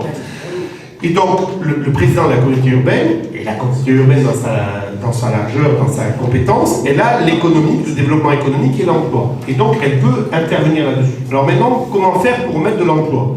Alors, vous avez plein de postures. Il y a 3 postures, globalement. Il y en a 2 dont on va se garder. C'est 2 excès. Un premier excès, c'est celui du bas, de la dépression. C'est une fatalité. On n'y reviendra pas, c'est comme ça. Cet excès-là, on va le mettre dehors tout de suite. Pourquoi? Parce que si vous prenez à Narbonne, le taux de chômage est 2 fois moins important. Si vous prenez à Carcassonne, il est moins important qu'ici. Je ne vous parle même pas de Toulouse et de Montpellier. Donc, en réalité, il y a des villes autour de nous qui s'en sortent très bien, ou du moins qui s'en sortent moins mal que nous. Donc, ça veut dire que la fatalité, on va l'oublier. Il y a des gens qui arrivent à s'en sortir. Donc, on oublie la fatalité. C'est-à-dire qu'on va faire des choses ensemble. Premier point. Il y a le deuxième excès, c'est de se tromper à l'économie. Et ça coûte très très cher très vite. Et ça ne résout aucun problème. En économie, si vous croyez créer de l'emploi et de la prospérité par de l'argent public, par la création de postes de fonctionnaires, ou la création de revenus minimum, tutti quanti, ça ne marche jamais. Pourquoi ça ne marche jamais? Parce que la vraie économie, c'est celle des marchands. C'est celle des gens qui vendent, qui achètent, qui font du profit et qui vont le réinvestir. Ça, c'est la vraie économie. Et donc, il faut favoriser l'émergence de la vraie économie, qui rend service à tout le monde dans ces cas-là. Tout le monde. Comment faire sur Perpignan? Sur Perpignan, il faut attirer des entreprises. Attirer des entreprises, ça veut dire d'abord avoir un système fiscal attractif. Vous savez, alors, je ne vais pas être trop technique, mais je voudrais vous en parler parce que c'est quand même assez estomacant. Il y a une disposition du Code général des impôts qui permet d'exonérer de cotisations foncières des entreprises. C'est un impôt local qui dépend de la communauté urbaine. Toute entreprise qui vient s'installer pendant les 2 ans suite à l'installation. Les communes peuvent le mettre ou ne pas le mettre. Toutes les communes de France, quasiment, l'ont mis. Les communes qui ne l'ont pas mis, c'est du genre Neuilly ou Courbevoie. Neuilly ou Courbevoie, ça, ils ont la défense. Donc les entreprises, elles se jettent sur elles pour s'y mettre. Bon. Perpignan, on doit reconnaître que moi je ne vois pas des entreprises se bousculer à Sals pour venir se jeter sur Perpignan pour s'établir. J'en vois pas, je suis désolé. Je rêverais, mais ce n'est pas le cas. Eh bien, Perpignan est une des rares villes à ne pas avoir mis cette exonération pendant les 2 premières années suivant l'implantation. Et ça, c'est un problème. Par exemple, c'est un signal qu'on envoie. Donc, l'autre aspect pour l'économie, c'est que si vous ne créez pas une main-d'œuvre formée pour le commerce sur place, eh bien ça ira mal. Ça ira mal parce que les jeunes valables partiront ailleurs et les entrepreneurs, quand ils viendront, amèneront leur main-d'œuvre et leur main-d'œuvre qui se tirera et qu'ils auront fini leur travail. Il faut créer des substrats sur place d'une main-d'œuvre bien formée en matière commerciale et en matière de gestion. Mais il faut créer une école de commerce à Perpignan. Et c'est pareil. N'allons pas nous dire que les écoles de commerce, elles sont réservées uniquement à des très grandes villes. Pau, par exemple, a une école de commerce. Il faut créer une école de commerce et peut-être faire un partenariat avec Barcelone là-dessus. Peut-être faire un partenariat avec d'autres villes pour se dire qu'apprendre le commerce à nos enfants, c'est le début d'une amélioration qui va se sentir très vite. Parce que les entrepreneurs qui vont venir à Perpignan, ils se diront il y a une main-d'œuvre formée, il y a des gens qui sont sensibles au commerce, à l'économie et qui peuvent m'aider à me développer. Là, je te rassure, j'ai un petit peu, mais ceux qui sont en... Attendez, je vais y venir. Voilà, je vais y venir. Mais je vais y venir. Vous êtes pressé de... Non mais c'est bien, je suis ravi. Je suis ravi. Moi je vais faire ça. C'est très bien. Je vous félicite et c'est une bonne chose. La troisième chose, et vous le disiez, ben, il y a un chemin qui s'appelle l'apprentissage. L'apprentissage, vous savez, je me suis battu pour qu'on passe, moi avec d'autres, pour qu'on fasse une loi sur l'apprentissage. Aujourd'hui, il n'y a jamais eu autant d'apprentis en France par nombre d'habitants. Aujourd'hui, cette année, grâce à cette loi. Il ne faut pas se voiler la face. Alors la presse vous explique qu'on est des diables. La réalité, c'est qu'on est en train de faire les réformes que pendant 40 ans, personne n'a voulu faire dans ce pays, en laissant le pays aller à galère et à volo. Et donc là-dessus, sur l'apprentissage, aujourd'hui la mairie, elle peut prendre des apprentis. Parce que les apprentis, le régime de l'apprentissage, il est fortement aidé. Et la mairie qui amorce la pompe pour des jeunes, et ça c'est pas de la création d'emplois publics, c'est pas de vous dire tu vas devenir employé municipal toute la vie, c'est se dire tu veux être menuisier, il y a besoin de menuisiers à la mairie, il y a déjà des menuisiers, mais tu pourras apprendre le métier et on va te mettre en place un centre de formation d'apprentissage via la mairie.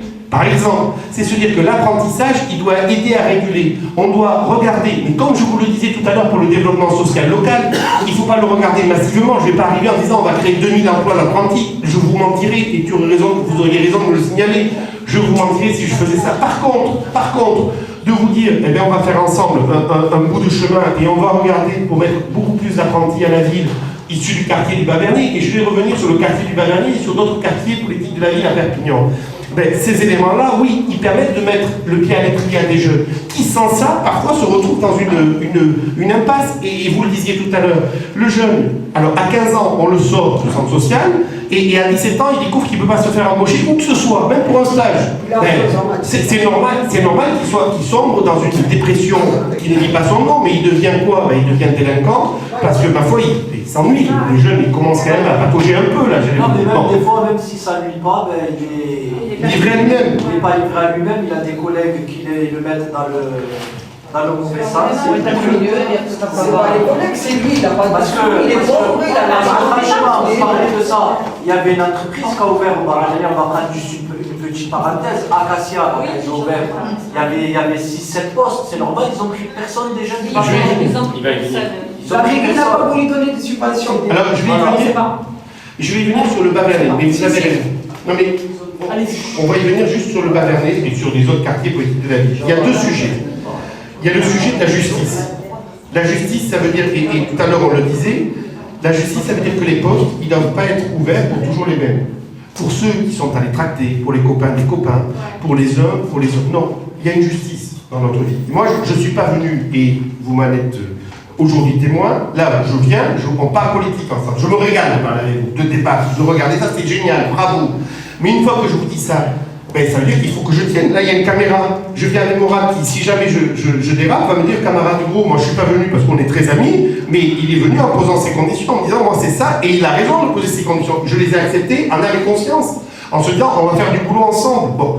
Donc, cet élément-là, il est fondamental. La justice, ce n'est pas une question de loi. Vous pourrez mettre les meilleures lois. Si vous avez des gens malhonnêtes, ils seront malhonnêtes. Donc, la justice, ça veut dire qu'il faut que les postes ils soient ouverts de manière équitable pour tout le monde. Et c'est pas simplement regarder, à toi tu as tracté, ou ton père a tracté, ou ton grand-père aurait tracté, ben, ok, viens. Non, ça ne peut pas marcher comme ça. Premier point, c'est la justice. Dans la justice, il y a une autre dimension, et qui dépasse la mairie, là, qui dépasse largement la mairie, et qui fait qu'il faut qu'on se bagarre pour vos jeunes, pour vos enfants. C'est la question des discriminations. Moi, je vous ai dit que j'étais plutôt libéral sur le plan économique. Mais dans la liberté, pourquoi je suis libéral? Parce que j'aime la liberté. Mais pour que la liberté, elle fonctionne, il faut qu'il y ait l'égalité des chances. Parce que si la liberté, c'est juste de dire, la liberté, c'est la possibilité pour le fils du banquier d'affaires de devenir plus riche encore, et pour le fils de paysan de devenir encore plus pauvre ou d'être asservi, mais ça, c'est pas la vraie liberté. Bon, c'est pas la liberté humaniste que j'aime. L'humanisme, et j'allais dire le libéralisme humaniste que j'aime, c'est celui-ci, c'est celui de se dire, il y a de la liberté, il en faut, parce que si on vit librement, sans la contrainte des uns et des autres, ben on peut s'épanouir, mais c'est aussi le respect d'un certain nombre de règles. Et c'est aussi le souci de lutter contre les discriminations, très fortement. Et ça, moi je suis partisan, dès notre arrivée à la mairie, de mettre en place un office anti-discrimination, capable de détecter dans la mairie les cas de discrimination, toutes confondues, parce que les discriminations, aujourd'hui, elles ne sont pas simplement sur le nom, elles sont aussi sur les orientations, elles sont aussi sur les opinions politiques, et dans une mairie, ça vient vite. Tous ces éléments, il faut les mettre très vite pour lutter contre ça. dans la mairie, comme les employés municipaux, mais également, je me dépêche, pardon, dans la mairie, mais aussi dans notre commune. Et il faut que ce centre, cet office anti-discrimination, eh bien on s'en serve un peu tous. Après, attention, il faut être clair entre nous. La discrimination ne doit pas être le paravent à l'excuse de ne pas trouver un emploi. La discrimination, il faut se bagarrer contre pour que les meilleurs d'entre nous, quels qu'ils soient, quel que soit leur nom, quelles que soient leurs opinions politiques, leurs opinions philosophiques, leurs origines, ce que vous voudrez, que les meilleurs d'entre nous réussissent. Et que... C'est déjà le cas, les enfants et les adolescents et les habitants qui portent des prénoms d'origine maghrébine pour la plupart se battent déjà. Ça fait des années qu'ils se battent 2 fois plus pour pouvoir avoir accès au logement et pour pouvoir avoir accès Ce que je vous propose, c'est pas de nier cette réalité. Ce que je vous propose, c'est de les aider à se battre, de me battre à côté d'eux. On ne devrait pas se battre. Mais oui. Moi, je préférais que le monde soit parfait. Malheureusement, il n'est pas. Moi, quand j'étais, vous savez, je ressens la même discrimination que pour eux, et pourtant, j'ai l'air d'être catalan. Ici, je fais partie du groupe majoritaire, ou anciennement majoritaire. Quand je suis arrivé à Paris, j'avais un accent à couper les couteaux. Tout le monde me disait, mais tu ne connais pas les bonnes manières. Bon, tout ça, je l'ai vu, la discrimination. Comme à ces jeunes aussi, on leur impose. Donc cette discrimination, elle est une bêtise, elle est un préjugé. Et moi, comme eux, j'ai dû me battre 2 fois plus que tout le monde, que tous mes copains qui étaient fils de préfet, fils de ministre pour faire mes études. Je me suis battu 2 fois plus que tout le monde. Mais ça n'a pas été inutile peut-être, ça m'a donné le goût de l'amiable. Sauf que si j'avais eu juste des gens qui m'aident et qui me disent l'égalité des chances, ça existe, encore, moi c'était il y a 30 ans. Il y a 30 ans encore, il y avait les bribes et puis on ne se risquait pas un certain nombre de dérives. Là aujourd'hui, on voit qu'il y a des dérives de tous les côtés. Et dans notre ville en particulier. Donc les discriminations, vous avez raison, aujourd'hui ils doivent se battre 2 fois plus. Ben, je vous dis simplement, il faut que la mairie les aide à mieux se battre. À se battre avec plus d'efficacité. Dans la mairie, et j'y reviens, parce que la famille municipale, elle est fondamentale. Vous savez, à Perpignan, c'est plus de 3600 familles qui vivent avec la mairie ou la communauté urbaine. C'est à cet endroit-là aussi que ça commence. Et puis, alors, je vous disais les emplois, c'est les emplois de la mairie, mais c'est les emplois de toutes les associations qui rôdent autour de la mairie, qui sont en satellite de la mairie. Les associations d'insertion, tout ce que vous voudrez. Aujourd'hui, il faut qu'on regarde les recrutements. Et il faut que le maire lui-même, je vous le dis, c'est moi qui vous le dis, le maire lui-même regarde ses recrutements. Non pas pour vous dire, je veux placer mes amis, ça ne m'intéresse pas. Moi, mes amis sont là, c'est tout le monde. Je vous ai, en rentrant, j'ai demandé à personne s'il avait la carte de mon parti parce que je suis sûr qu'aucun d'entre vous n'a la carte de mon parti. Et ça m'est égal, vous êtes Perpignanais. Ce qui me plaît, c'est que vous soyez Perpignanais. Et donc, là-dessus, ce que je veux vous dire, c'est qu'il faut qu'on se bagarre, nous, la mairie, pour faire reculer ces discriminations. Et c'est valable. J'y reviens, parce que malheureusement, notre temps, il est fait plein de préjugés. Parce que les formations que l'on recevait, où on nous apprenait à considérer que la vie ne faisait pas le moine, etc., eh bien, on les a mis loin, loin, loin. Et les médias aujourd'hui sont sous la facilité. Et nos enfants, les nouvelles générations sont en prise avec ces préjugés. Donc il faut être capable de le remettre. C'est pour répondre à votre 4e question. Essaye d'être rapide, parce que je vais me faire gronder, je veux voir votre regard. En fait, nous, ce qu'on voudrait, c'est des règles claires. Oui. Claires. On en a des favoris. Oui. Les logements. Oui. L'emploi et des subventions, on en a. Attendez. Ça marche comme ça. Oui. Alors, regardez, juste sur la question 4, avant que je me fasse gronder, je voudrais rajouter un complément sur cette question 4. Vous parliez des logements HLM. Oui, 1000 fois oui. Aujourd'hui, j'en ai assez que dans notre ville, on se retrouve dans une ville quasiment de corrompus. On va se le dire, c'est de la corruption à la petite semaine. Parce qu'on vous dit, pour avoir un logement HLM, il faut faire ci, il faut faire là. Non. Moi, je suis un père de famille, comme vous. Je n'imaginerais pas qu'on dise à ma fille, à mon fils, si tu veux un logement HLM parce que tu y as droit, tu dois faire ci ou tu dois faire là. 1000 €. Je veux même pas savoir tellement ça me rebute et ça me met en colère. Une fois que je vous ai dit ça, je me méfie des structures. Je me méfie des structures autant que des personnes qui le font. Et donc, qu'est-ce que ça veut dire? Je vous dis pas que l'on va dire, allez, c'est gros qui arrive, comme j'ai une chemise blanche, ça va être blanc. Non, je vous dis une chose, c'est qu'il faut mettre en place les procédures qui évitent ça. Et par exemple, dans la commission d'attribution HLM, moi je veux mettre une parité stricte entre l'opposition et la majorité. La commission d'attribution des logements HLM, elle ne sera pas présidée par un homme issu de ma majorité ou une femme issue de ma majorité municipale. Elle sera présidée par l'opposition. Et il y aura une parité stricte entre opposition et majorité. Pour faire en sorte que quand un dossier arrive, tout le monde va se surveiller. Pour dire ici, on ne va pas repasser les gens qui ont tracté, qui ont fait ci, qui ont collé, qui ont fait là. Non, on va replacer, on va donner des logements auxquels on a droit en fonction de critères nettement établis. Publics. Ces critères devront être publics. Publiés. clairement publié. En espérant pour ce que dit là, elle a raison. Là, on est en train de. En fait, c'est vrai que déjà ça existe, c'est eux les voyous en fait. Oui. Les voyous à quoi le blanc. Parce que là, c'est des voyous à quoi le blanc. Là, en fait, on va pas parler d'eux, on va les oublier. Les vrais voyous, c'est eux, parce qu'à la fin, 1000 euros par ci, 1000 euros par ça fait beaucoup quand même. C'est ça. Quand on demande de les payer dans un pays étranger. Alors moi, en fait, moi je reste pays, moi qui suis parent délégué, posez des questions et le nom. qui me dit pour mon quartier, il n'y a pas de souci. Quand je vois que le lundi, qu'a suivi la fusillade des gens, parce que c'est un parti, l'opposition, on va dire, c'est l'opposition, vient nous dire, votez pour un tel, vous aurez un logement HLM, je suis contre. Mais bon, je suis sidéré. Moi je suis pas contre, je suis en colère. Vous voyez, je suis en colère contre ça. Il y en a marre de tout ça. Mais bien sûr qu'il y en a marre. Mais levez-vous, dites-le. On le dit. On le dit. Mais levez-vous. Moi je vous dis, pourquoi je suis content de cette réunion d'aujourd'hui? Pourquoi je suis content? Il faut que vous fassiez la révolution là. Et comme vous l'avez dit, vous pouvez me choisir. Moi je souhaite que vous me choisissiez parce que je suis un homme honnête. Mais supposons que vous choisissiez quelqu'un. Ce qu'il faut, c'est vous dire que vous êtes les patrons du jeu comme tous les citoyens. Ici, il y a des Perpignanais, des Catalans. Il y a que ça ici. Des gens qui avaient le bulletin de vote. Et vous devez vous en servir.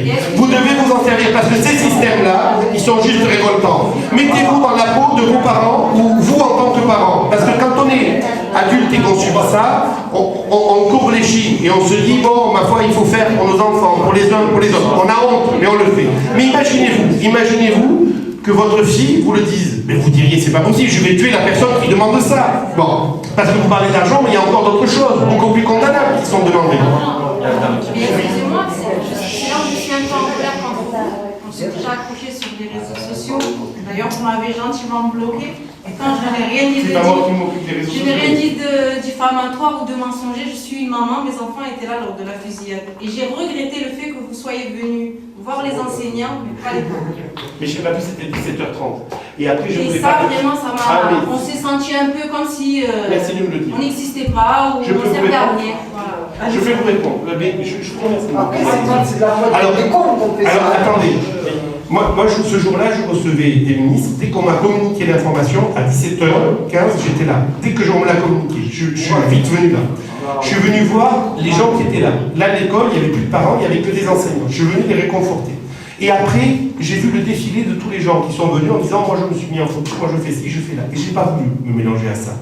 Je le reconnais, et c'est ce qui m'a empêché de venir vous voir, et vous avez raison de me critiquer là-dessus. Mais ce que je voulais vous dire, c'est que moi, ce qui me révolte, c'est cette espèce de veulerie, de laisser aller, qui consiste à instrumentaliser. Parce que mon vrai job, moi, en tant que politique, c'est d'essayer de trouver des solutions à ça. Vous voyez, dans mon mandat, ça fait 3 ans que je suis député. J'ai décroché 26 postes de plus à la police nationale avenue de Grande-Bretagne. J'ai décroché une BRI cette année.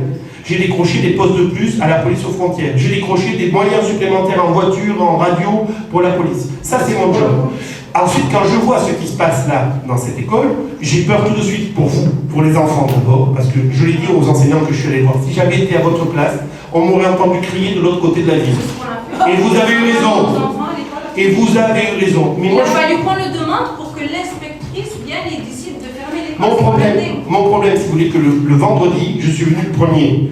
Mais je ne vous dis pas que je suis venu le premier parce qu'il y a des caméras, c'est parce que je l'ai fait. Parce que dès que j'ai eu ça, j'ai eu une inquiétude folle pour vos enfants. Premier point. Ensuite pour les enseignants. Et ensuite pour notre pays. Parce que je suis dans une école, il y a des fusillades en France, mais c'est la fin des haricots cette affaire. Donc j'ai paré au plus pressé. Et le lundi, quand j'ai vu le déploiement des gens qui sont venus, des uns et des autres, je ne vais même pas les désigner, et qui disaient « avec moi ça sera ci, avec moi », moi je ne veux pas faire ça. Je ne voulais pas être confondu avec ça. On n'a pas cautionné non plus, on n'a pas... Mais c'est pas votre caution que je cherche, madame. Enfin, je veux dire que ça ne nous a pas plu non plus que les politiques se suivent les uns après les autres, soit pour procéder des logements HLM qui n'avaient aucun rapport avec ce qui s'est passé. On va juste sortir de cette, pas confrontation, mais de ce malentendu, si vous êtes d'accord. Moi, que je vienne vous rencontrer dans les jours qui viennent, les parents d'élèves, qu'on se rencontre dans un lieu même neutre, en dehors d'école, pour éviter toute prise, d'otage politique, je suis preneur. Mais vous m'avez proposé, venez à mon bureau, je vous ai proposé, venez dans notre quartier. Eh bien, je viens dans votre quartier et je reviendrai dans votre quartier.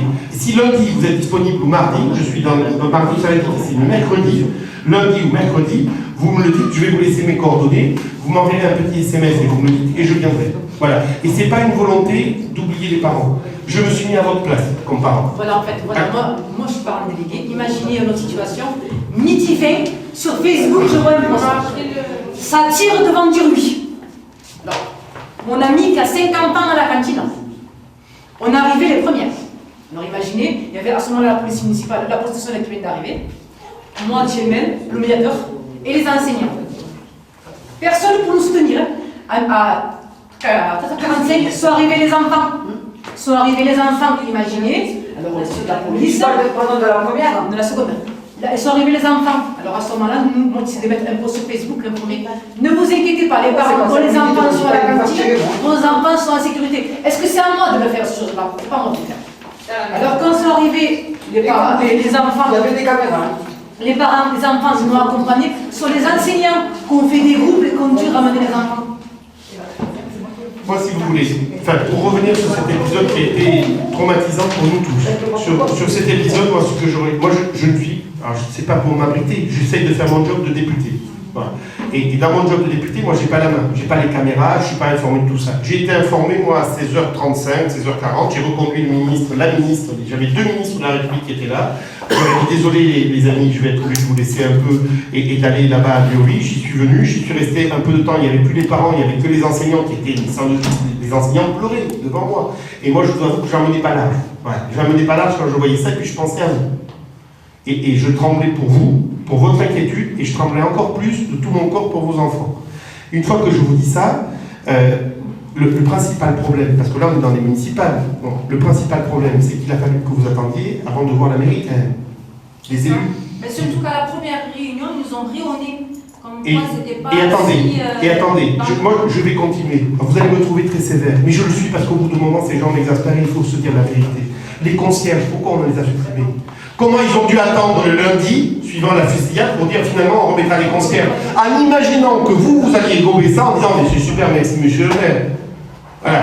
Donc tout ça pour vous dire, ça me révulse un peu. Une fois que je vous ai dit ça n'a pas construit, donc je me suis juste fait plaisir et c'est pas bien de l'avoir fait comme ça, mais je tenais à vous le dire pour que ça sorte aussi un peu. Il faut qu'on se voit. Voilà, madame, il faut qu'on se voit. Si c'est possible, on mettra pas de. Moi je ne mettrai pas de message sur les réseaux sociaux, ce sera pour vous voir, vous et les parents, sans problème, et sur le quartier. Lundi ou mercredi, on regardera ça avec Laurent tout à l'heure et on se voit.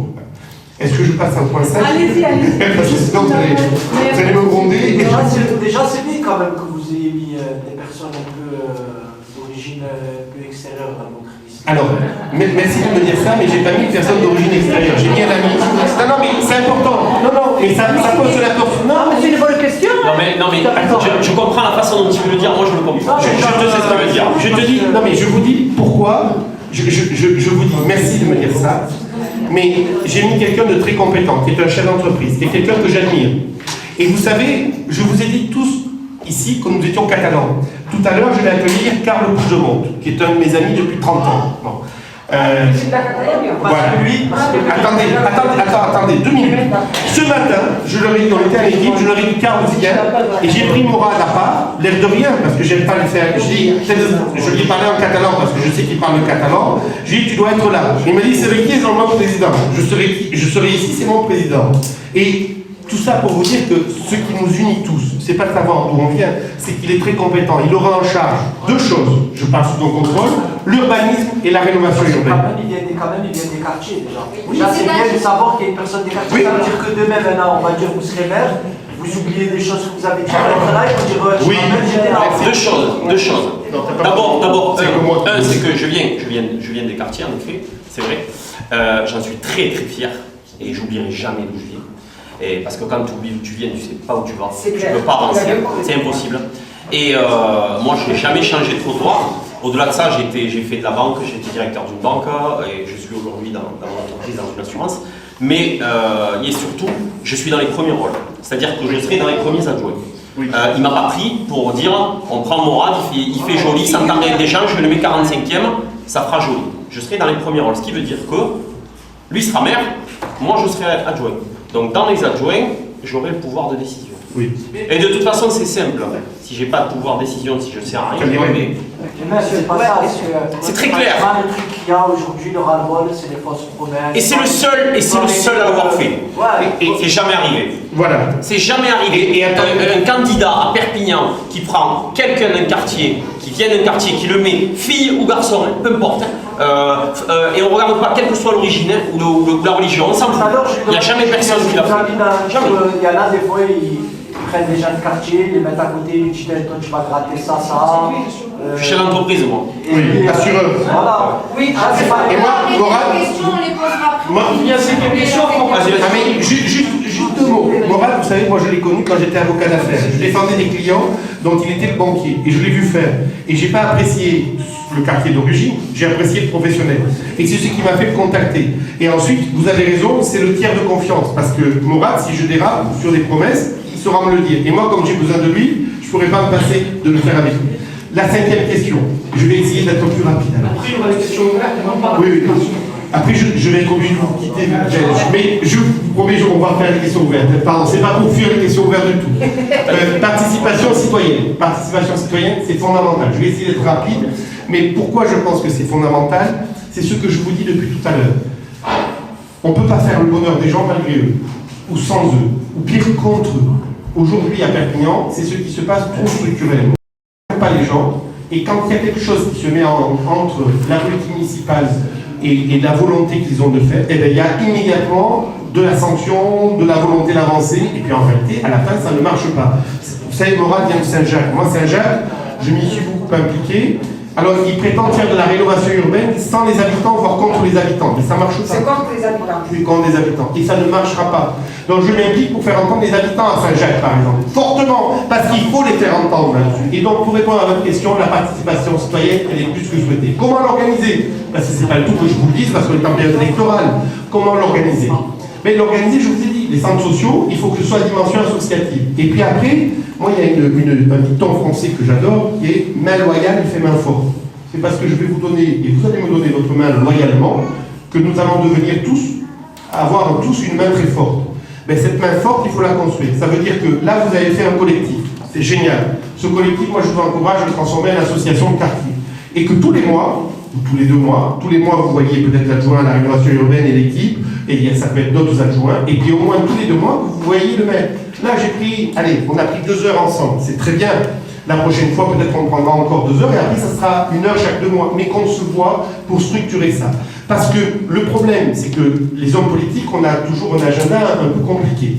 Si je vous dis, si je repasse pas les 2 mois, mais 3 mois, vous allez me dire, écoute, Romain, tu t'es engagé, et j'aurai l'impression d'avoir failli. Et puis surtout, si je repasse simplement pour vous dire, les amis, madame, je suis là, ça sert à rien. Par contre, s'il y a une association qui dit, écoute, camarade maire, là, il y a un trou qui n'est toujours pas bouché. Vous allez m'engueuler les 2 premières réunions. Croyez-moi que la 3e, c'est moi qui aurai engueulé tous les services. Comment le trou n'est pas bouché? Parce que j'en ai marre de me faire engueuler. Et donc, moi, ce que je vous propose, c'est qu'on l'organise solidement, de cette façon-là. Peut-être que vous vous transformiez, je vous dis, à l'association de quartier, qu'on la fasse vivre ensemble, et que chaque mois et chaque 2 mois, on ait l'habitude de travailler ensemble, tranquillement. Il y a un responsable associatif parmi nous, je lui ai proposé ça et on le fait tranquillement. Ça ne nous empêche pas de travailler entre les 2 moments. Mais excusez-moi de vous couper, il y a déjà ici, par exemple, le conseil citoyen. Et c'est des réunions chaque mardi.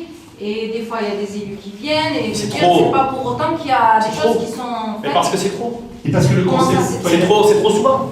Une réunion pour être constructive, moi j'ai passé ma vie à faire des réunions pour faire des réunions.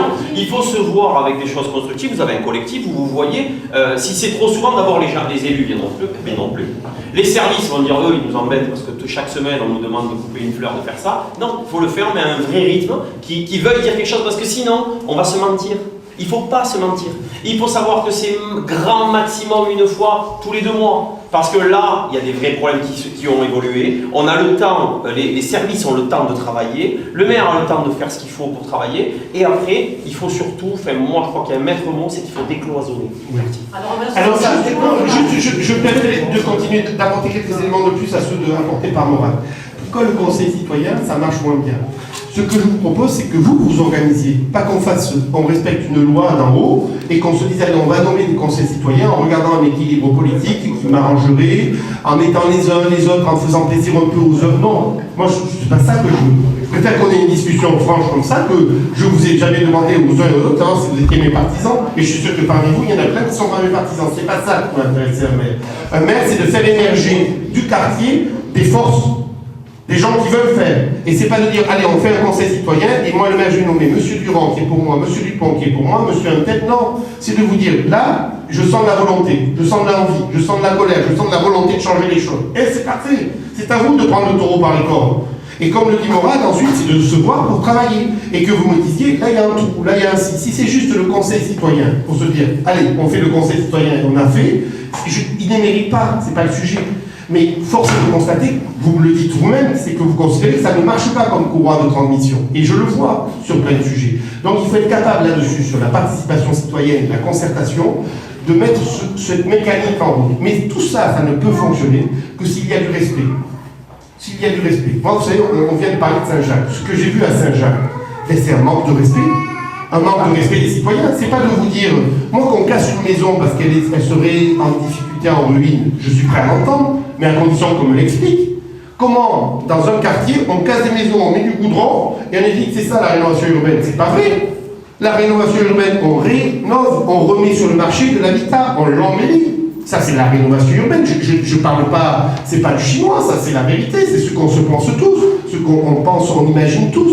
Et bien pourquoi ils ne le font pas? Parce qu'ils ne respectent pas les habitants du quartier.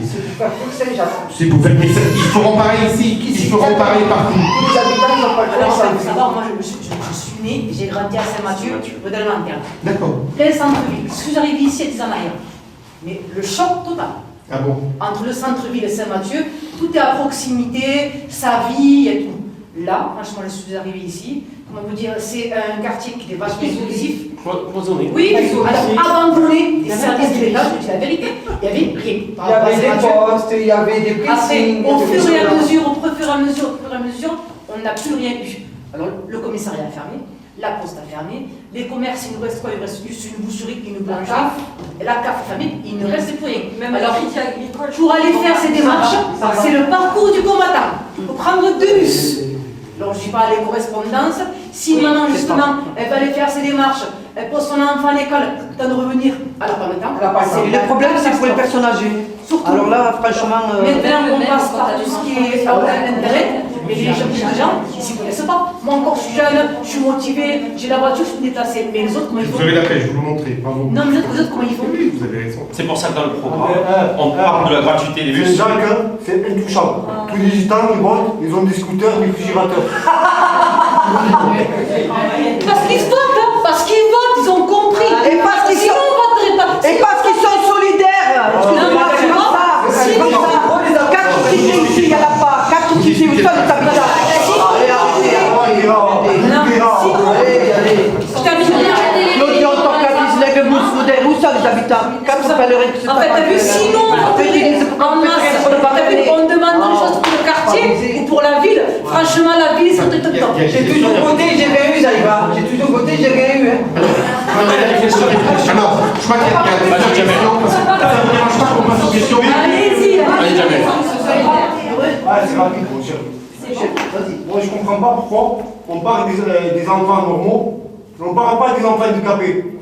Dans tous les quartiers, Oui. vous avez raison. Ok.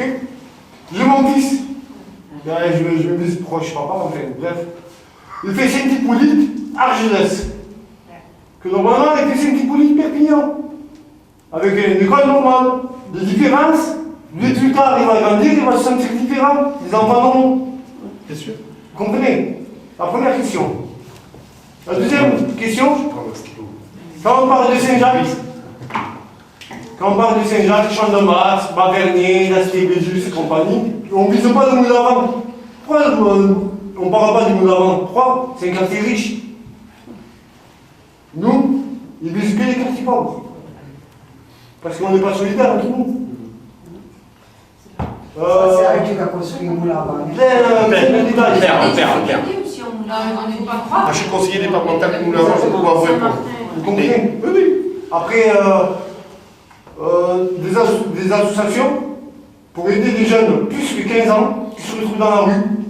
C'est une association de football Par contre, qui les accueille. filles et garçons, parce qu'il y en a marre que des garçons. À tous les moments, c'est bon. Laisse-le terminer. Vas-y, Je ne sais pas les concentrer. J'accueille tous les jours bénévolement une dizaine de jeunes qui ont plus que 15 ans. Quand ils sont dans la rue, après ils disent ils vendent du shit.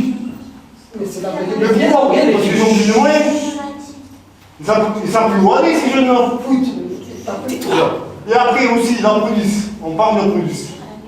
Quand ils rentrent dans les quartiers, ils provoquent avec leurs armes, ils braquent les jeunes. C'est normal que les jeunes ils se sentent menacés. C'est révolte. C'est vrai. Alors, vous m'autorisez à vous répondre? Merci. Alors, le premier point, sur le handicap.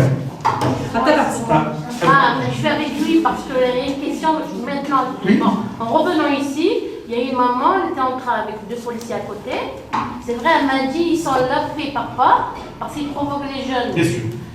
Après, elle a dit excusez-moi, je ne parle pas avec vous, excusez-moi, je vous respecte. Et les autres, j'ai vu, ils étaient dans un état, ils nous regardent mal. La police nationale? Non, mais c'est pas. Pas, Ça fait les deux sens, Ils n'ont même pas parlé avec elle. Ils n'ont même pas parlé avec elle. La vérité. Je me régale avec vous, je ne peux pas répondre, Voilà. c'est bien. J'ai une page Vous Facebook. arrivez à faire taire un homme politique avocat sur 3. J'ai une page Facebook, ça pousse bavarder. Oui. Moi, franchement, ce qui m'a choqué, il y a, je crois, 10 jours en arrière, j'ai une dame, plus d'une chose, qui me dit venez m'aider, je suis agressée par mon voisin, j'appelle la police, j'appelle le 17, ne pas venir. Alors, je la contacte, j'y arrive pas. Elle me renvoie le message pour me dire aidez-moi, ça y est, il va me tuer. C'est la police qui voulait passer. 17. Alors, je lui envoie un message, je lui demande son bâtiment, j'arrive à avoir le bâtiment, j'appelle la police municipale. Il faut absolument que vous veniez, monsieur. Moi, là, j'ai une groupe Facebook, une dame qui demande à l'aide. Le 17 lui dit textuellement restez barricadé, il va se calmer. Je suis pas d'accord. Bien sûr, répondre à la question quand même. Alors, pourquoi C'est vous qui me défendez. Mon avocat. alors, en fait, pourquoi la police nationale ne vient pas sur le quartier? Alors, est-ce que vous. Alors, il y a 4 questions. C'est Denis qui fonctionne. Il y a 4 questions que je voudrais évoquer et après, promis, il y a d'autres questions qui arrivent. Bon. La première question, le handicap. Je n'en ai pas parlé parce que j'avoue que ce n'était pas sur le plan qui m'a été donné, c'est pour ça que je n'en ai pas parlé. Moi, dans mon programme, vous allez le recevoir, vous l'avez reçu dans les boîtes aux lettres, vous verrez, j'en parle. Moi, vous savez, je vous dois la vérité sur moi, parce qu'un maire, c'est un homme que vous devez connaître. Moi, je suis de confession catholique et j'ai été formé par ma religion. C'est comme ça. Et dans ma religion, prendre soin du plus faible, c'est le message que l'on m'envoie d'abord. Et donc, avoir une main gentille, bienveillante à l'égard du plus faible, dont le handicapé parfois, ben c'est le premier message qu'on m'a appris. Alors là, je surmonte, vous savez, une pudeur, une timidité qui est la mienne quand je vous parle de ça.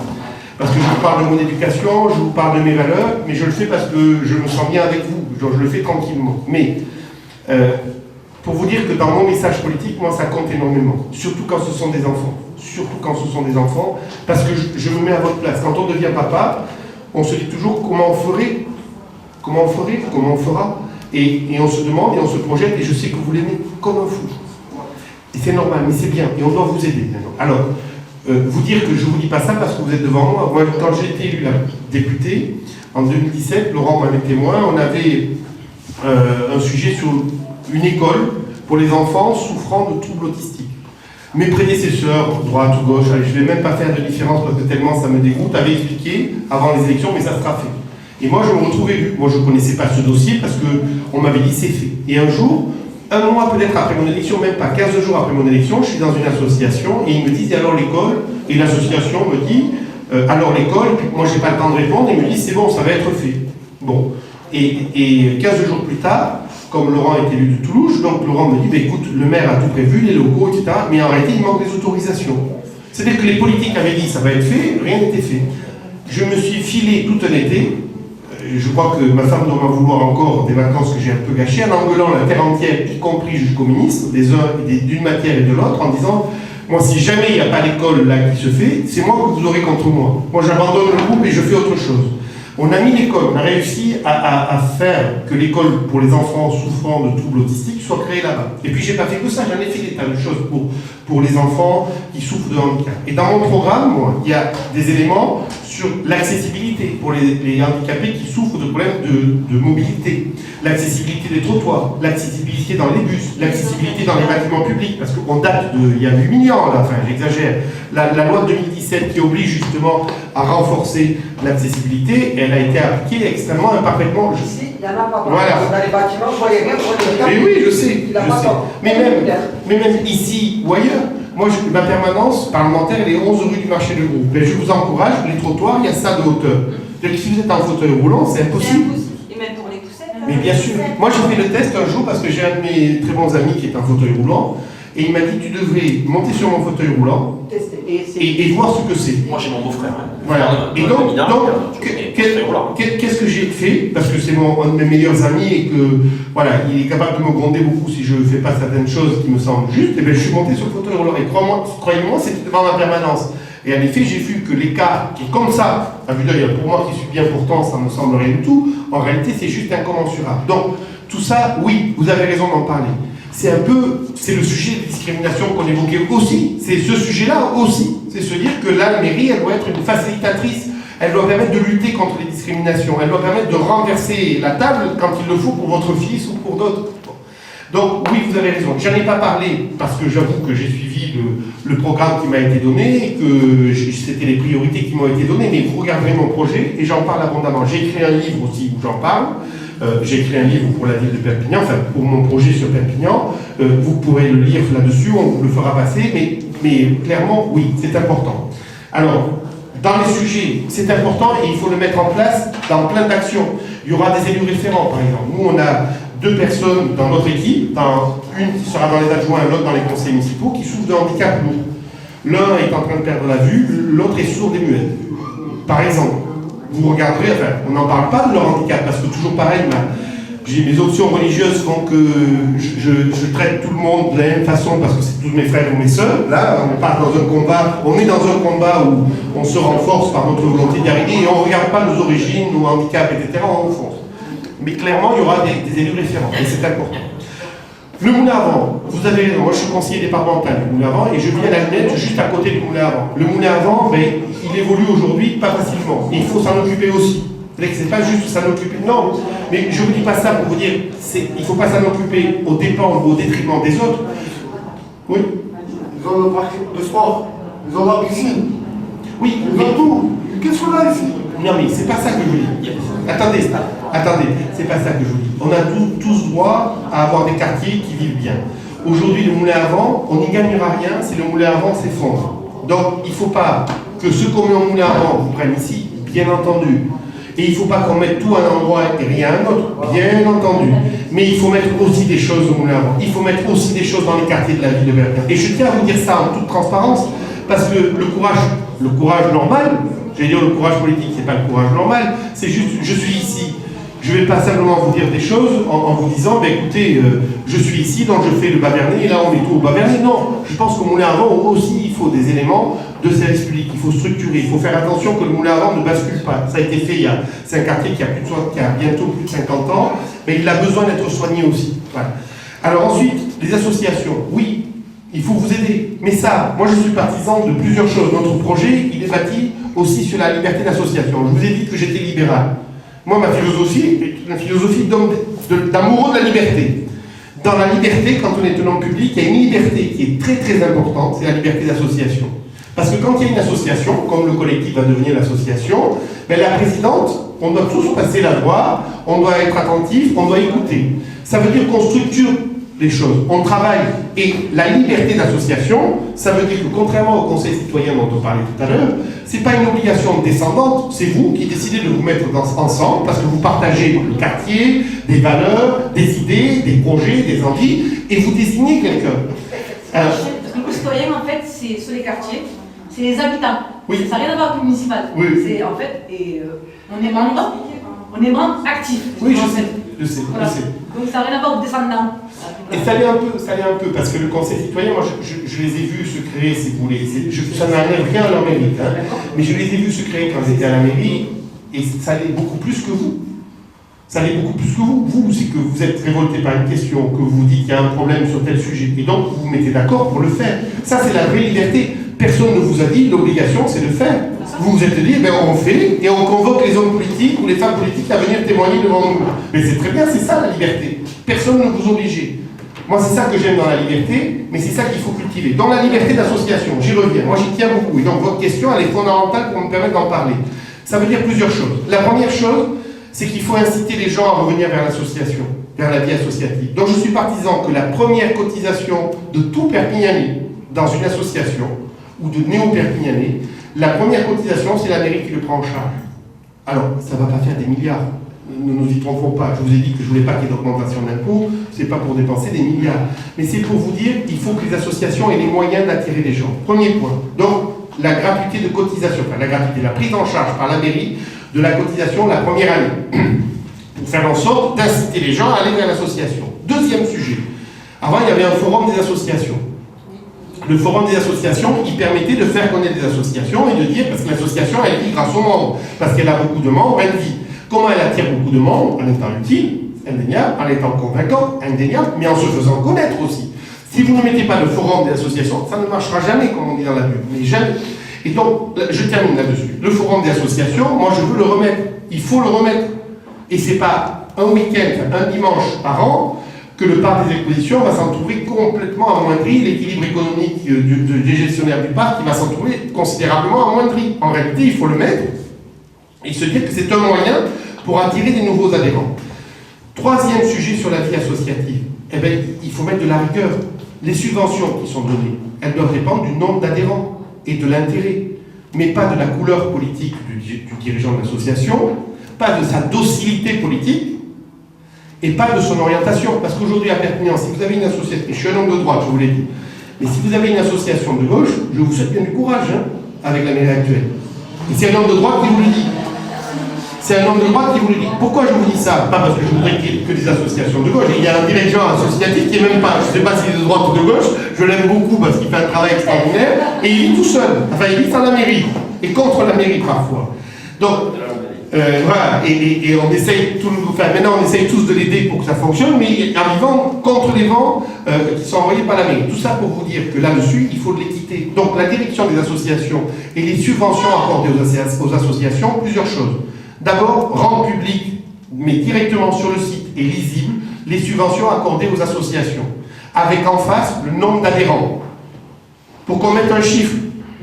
Moi, je veux bien qu'on ait une association parce qu'elle fait, allez, on va se dire un sport, quel que soit le sport, mais s'il y a 200 adhérents à ce sport et qu'on aide 5 fois moins un autre sport où il y a 1000 adhérents, ben j'ai juste un sujet de crédibilité. Sur quel principe? Pourquoi? Comment?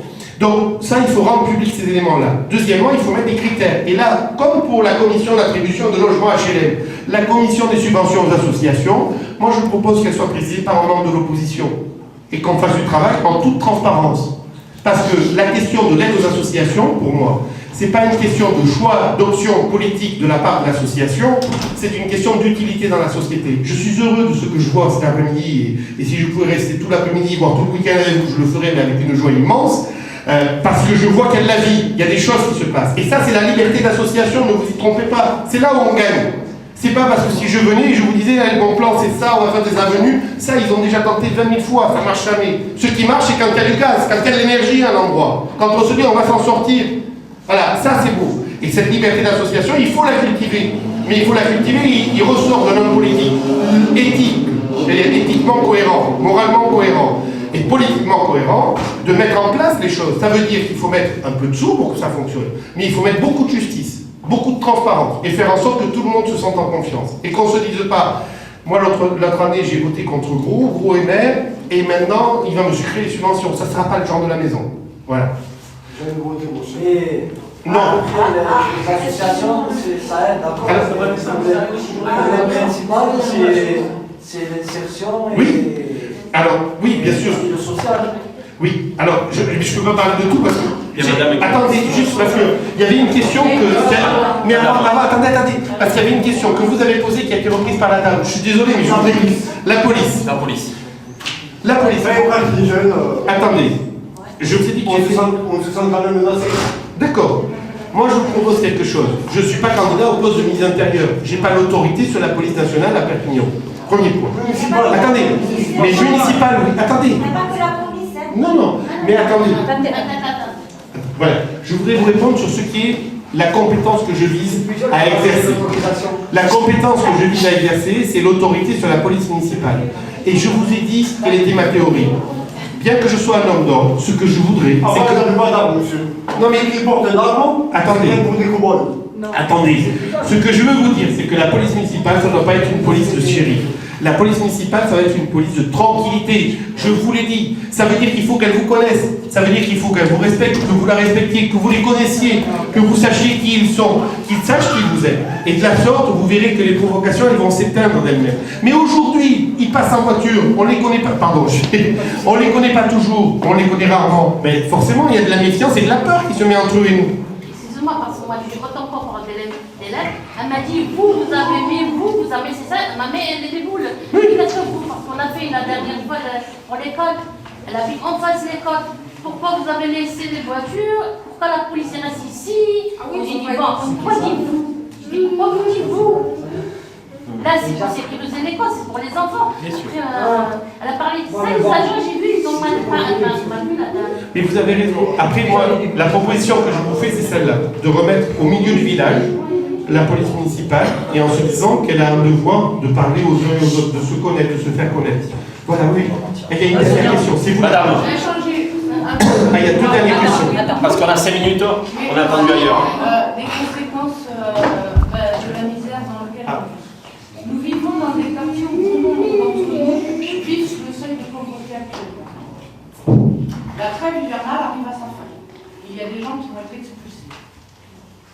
En 2017, M. Macron, qui vous soutient, qui soutient votre candidature, s'était engagé à ce que plus personne ne dorme dehors, tout simplement. En 2018, il y a 612 SDF qui sont décédés en France. À Perpignan, Françoise et Jean-Pierre sont décédés depuis le 1er janvier à Perpignan. Sans aucune réaction de la mairie en place. Nous sommes pourtant tous concernés. Car demain, nous pouvons tous, vous, même vous en tant que député, on ne sait pas de quoi demain. Tout le monde. Moi, n'importe qui dans cette pièce peut se retrouver dans cette situation. Quelle solution vous apporterez-vous en tant que maire pour plus que jamais dans nos rues à Perpignan, il n'y ait personne qui puisse? Merci. Mais je pense que Grégorio va vous applaudir. Voilà. Alors, question très délicate. Pas pour la solution. Très délicate parce qu'elle porte tous, elle nous tracasse tous beaucoup. Alors, premier point, il faut aider. Alors, je vous dis, je vais directement aux solutions pour passer le problème philosophique. Je vous rejoins. Voilà, c'est proprement insupportable. Après, on essaye de faire, de corriger. Moi, ce qui me gêne le plus, c'est la froideur, c'est l'insensibilité. Moi, quand j'ai connu l'association Grégorio, je l'ai connu trop tardivement, mais je suis allé la voir très vite. On a discuté, j'essaye de les aider à ma mesure pour avancer. Et je pourrais vous parler de tas d'autres personnes, mais voilà, parce que ce qui me gêne le plus dans ces cas-là, c'est la froideur, l'insensibilité, l'ignorance. Parce que je vous ai dit qui j'étais, quelles étaient mes options, je ne peux pas vous les cacher. Bon, premier point. Donc je vais directement aux solutions envisager ensemble. La première des solutions, c'est d'aider les associations qui s'en occupent. C'est pas très ambitieux, mais c'est déjà mieux que ce qui est aujourd'hui. Aujourd'hui, on jette des cailloux aux associations qui s'en occupent. Hein. Aujourd'hui, moi, ce que je vous propose, c'est que on ne les aide pas, mais j'essaye d'aider une association. Il y a des associations qui reçoivent des coups de pression incroyables. Oui, oh, mais on peut en témoigner. Non, et je peux en témoigner. Je ne mettrai pas en avant mes amis, mais je peux en témoigner. Je ne vais pas les mettre en avant pour ne pas les mettre en risque, mais je peux en témoigner. Et ça me gêne vraiment. C'est-à-dire que c'est pareil, on fait de la politique au mauvais endroit au lieu d'en faire au bon endroit. La politique, ça sert à changer la vie, à l'améliorer un peu, au moins.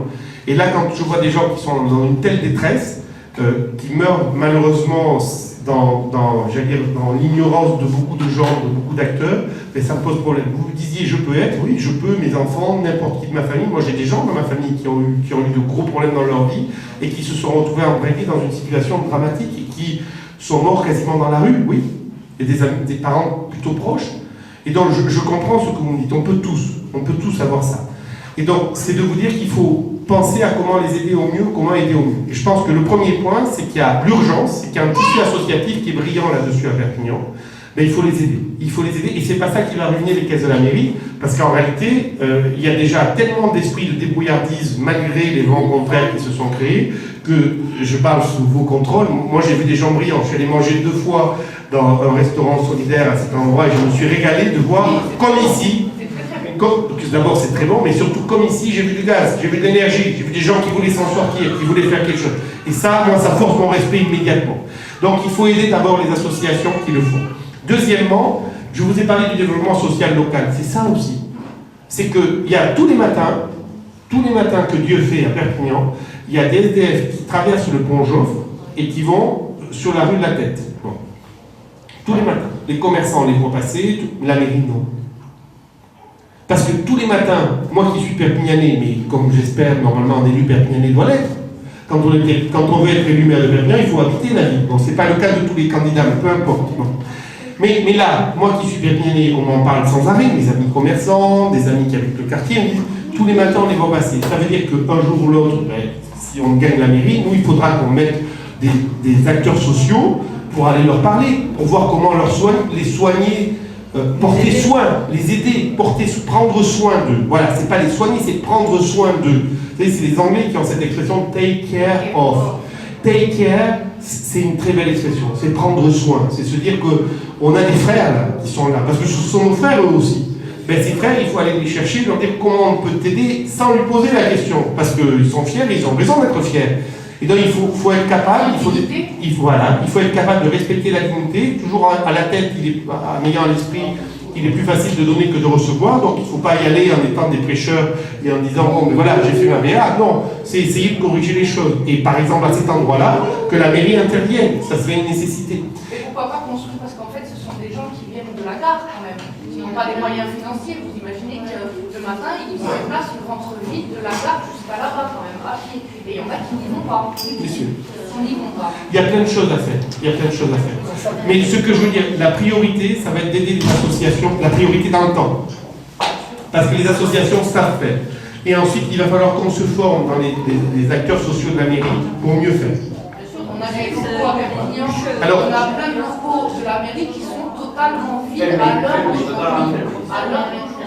On a aussi, et je veux le dire parce que ça a été dit, moi des SDF me l'ont dit lors des maraudes, on a une police, et on y revient, on a une police municipale qui les chasse.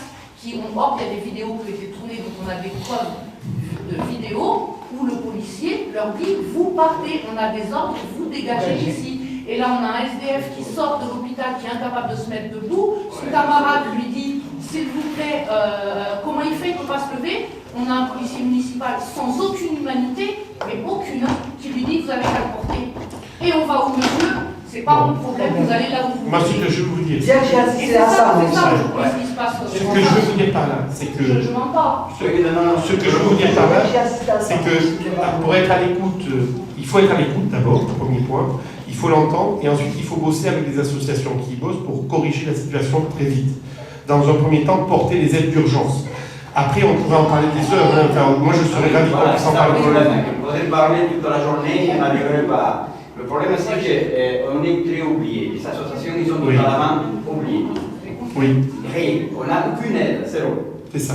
Et nous, tous les jours, il faut qu'on se bat avec ces personnes. Pour les repas. Pour les repas, pour les départements, pour les développements. Alors, la mairie aujourd'hui, on n'a pas. Seulement les aménagements qu'il faut nous envoyer l'assistante sociale à la mairie, ils n'envoient avec un petit mot, donner un courrier alimentaire. Parce qu'il n'a pas de ressources, cette personne. C'est le seul. Oui.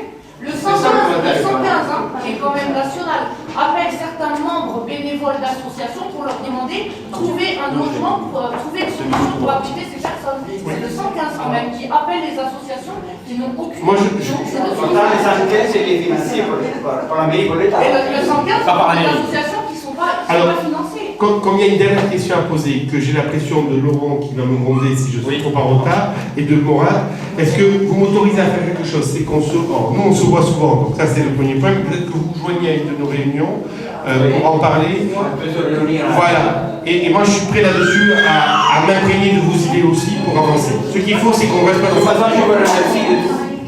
Et moi, je vous dis, c'est pas un problème de candidature ou d'élection, là, c'est un problème humain. Exactement. quel que soit le candidat qui soit élu, il va falloir faire bouger les Oui. choses. Non, parce que Romain, jusqu'à maintenant, il dit à sa parole. Juste une dernière question. Voilà. Merci. Dernière question. Merci Grégorio, merci. Moi, je voulais aller chercher les enfants à l'école, je suis désolée. Ah. Mais merci. Monsieur, Bon. Et il est déplacé. Voilà, on va faire. Vas-y, vite. je voudrais connaître votre position sur la jeune femme voilée et la loi. Oui. Parce que je suis, moi, une jeune femme hautement diplômée et voilée. Je ne veux pas travailler, alors que jusqu'à maintenant, je travaille dans les banques. Aujourd'hui, je ne peux plus travailler. Et je sais qu'il y a des centaines de femmes qui sont dans ma situation, qui ne peuvent plus travailler, qui sont enfermées chez elles, parce qu'elles ne peuvent pas travailler. Leur seul devoir, c'est d'amener les enfants à l'école et de revenir. Elles n'ont aucune activité professionnelle, aucune vie sociale, et donc elles ne peuvent pas faire.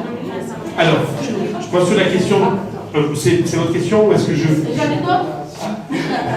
Allez-y. On ira Les moyens de garde dans le quartier. Ah. C'est ma deuxième question. Est-ce que ça vous dérangerait si ça on les fait? Peut-être je peux revenir. Moi, Pas de souci. C'est possible de revenir la semaine prochaine? Une dernière question qui est importante aussi, c'est les cours en langue étrangère à l'école, les cours de langue Oui, des pays d'origine. Oui. qui sont de suppression apparemment. Mais voilà. Alors moi je voudrais, si vous voulez, les deux dernières questions qui regardent le quartier vraiment de très près, ce que je vous propose, c'est qu'on regarde avec Laurent qui a disparu, donc il est là. On regarde la semaine prochaine que je revienne.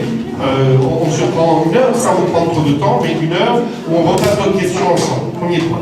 Deuxième question, première question qui est la plus sensible, c'est celle que vous avez posée en tout premier, sur la question du port du voile.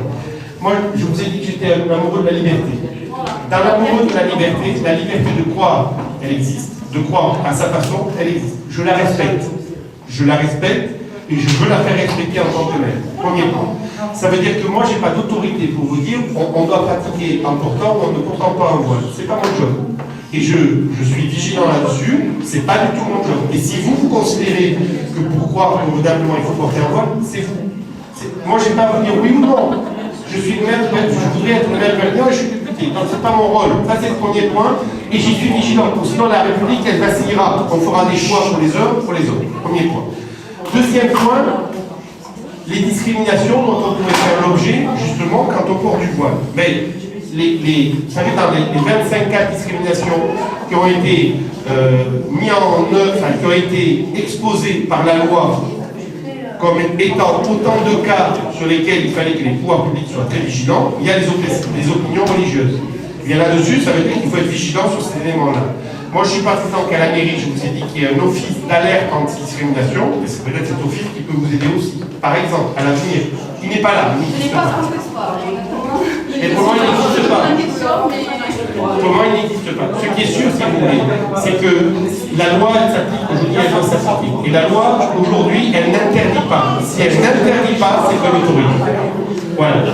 Donc, si la loi n'est pas respectée, ben, il faut le regarder au cas par cas.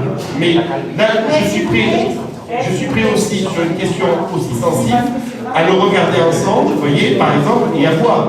Moi, je m'est arrivé de rencontrer des mamans au moment où vous avez des polémiques sur la loi, sur les projets de loi des Républicains, et soutenus par M. Pujol d'ailleurs, qui visait à interdire des mamans d'aller chercher leurs enfants à l'école. Histoire du bord du feu. Des histoires du bord du feu, comme on dit en catalan. Bon. Mais j'ai rencontré tout de suite les mamans, je me suis exprimé auprès d'elles, et puis je les ai défendues. J'ai fait passer mes idées qui étaient les mêmes que les leurs. Là, un point. Là, par contre, je ne suis pas d'accord. Oui. Parce qu'en fait, il y a un c'était nous à la base. Et quand les personnes de société vous ont ramené qui voulait. Ah, ça oui, non, mais ça peut-être. Mais ce que je voulais dire par là. Non, mais moi, les interlocuteurs, je vous ai dit que j'étais libéral. C'est pas pour vous dire que je choisis l'un ou l'autre. C'est pas voilà. Mais ce qui est sûr, c'est que votre combat, il m'intéresse. Voilà, comme libéral. Vous savez, c'est Voltaire qui disait je ne partage pas vos opinions, et pourtant, je me battrai jusqu'à mon dernier souffle pour que vous puissiez exprimer votre opinion. Voilà. Moi, je suis dans ce cas de figure-là. Je tiens à ça. Et sachez que ça influence les enfants aussi, les parents qui sont enfermés à la maison, l'éducation de nos enfants et dans les quartiers, c'est tout lié. Alors, moi, comme je n'ai pas répondu à 2 de vos questions, si c'est possible, Laurent, si on peut vous proposer un créneau, est-ce qu'on peut vous proposer un créneau? question de problème de salle. Oui, parce qu'en fait, voilà, il faut savoir, donc c'est une salle municipale, on a dû signer une convention, et on a mis en place un planning. D'accord. Donc, regardez. Mais même, je suis prêt à aller chez quelqu'un, si vous voulez, ou à me recevoir dans ma permanence, qu'on puisse discuter. J'ai décidé de travailler, on va s'appeler pour vous regardez ça, vous pour les parents, ça c'est pour Nicolas, ça c'est une obligation. Hein, parce que vous avez demandé, vous avez raison. Mais l'autre, c'est pour répondre aux deux autres questions, et je pense qu'il y a beaucoup de questions qu'on pourrait évoquer ensemble. Moi, je serais ravi qu'on puisse continuer notre échange. D'accord? Donc, vous regardez ça tous les deux et qu'on puisse le regarder. Première réunion avec les parents, enfin, une réunion avec les parents et une réunion pour continuer la discussion. Merci à chacun d'entre vous. Un grand merci. Avec un respect de la communauté.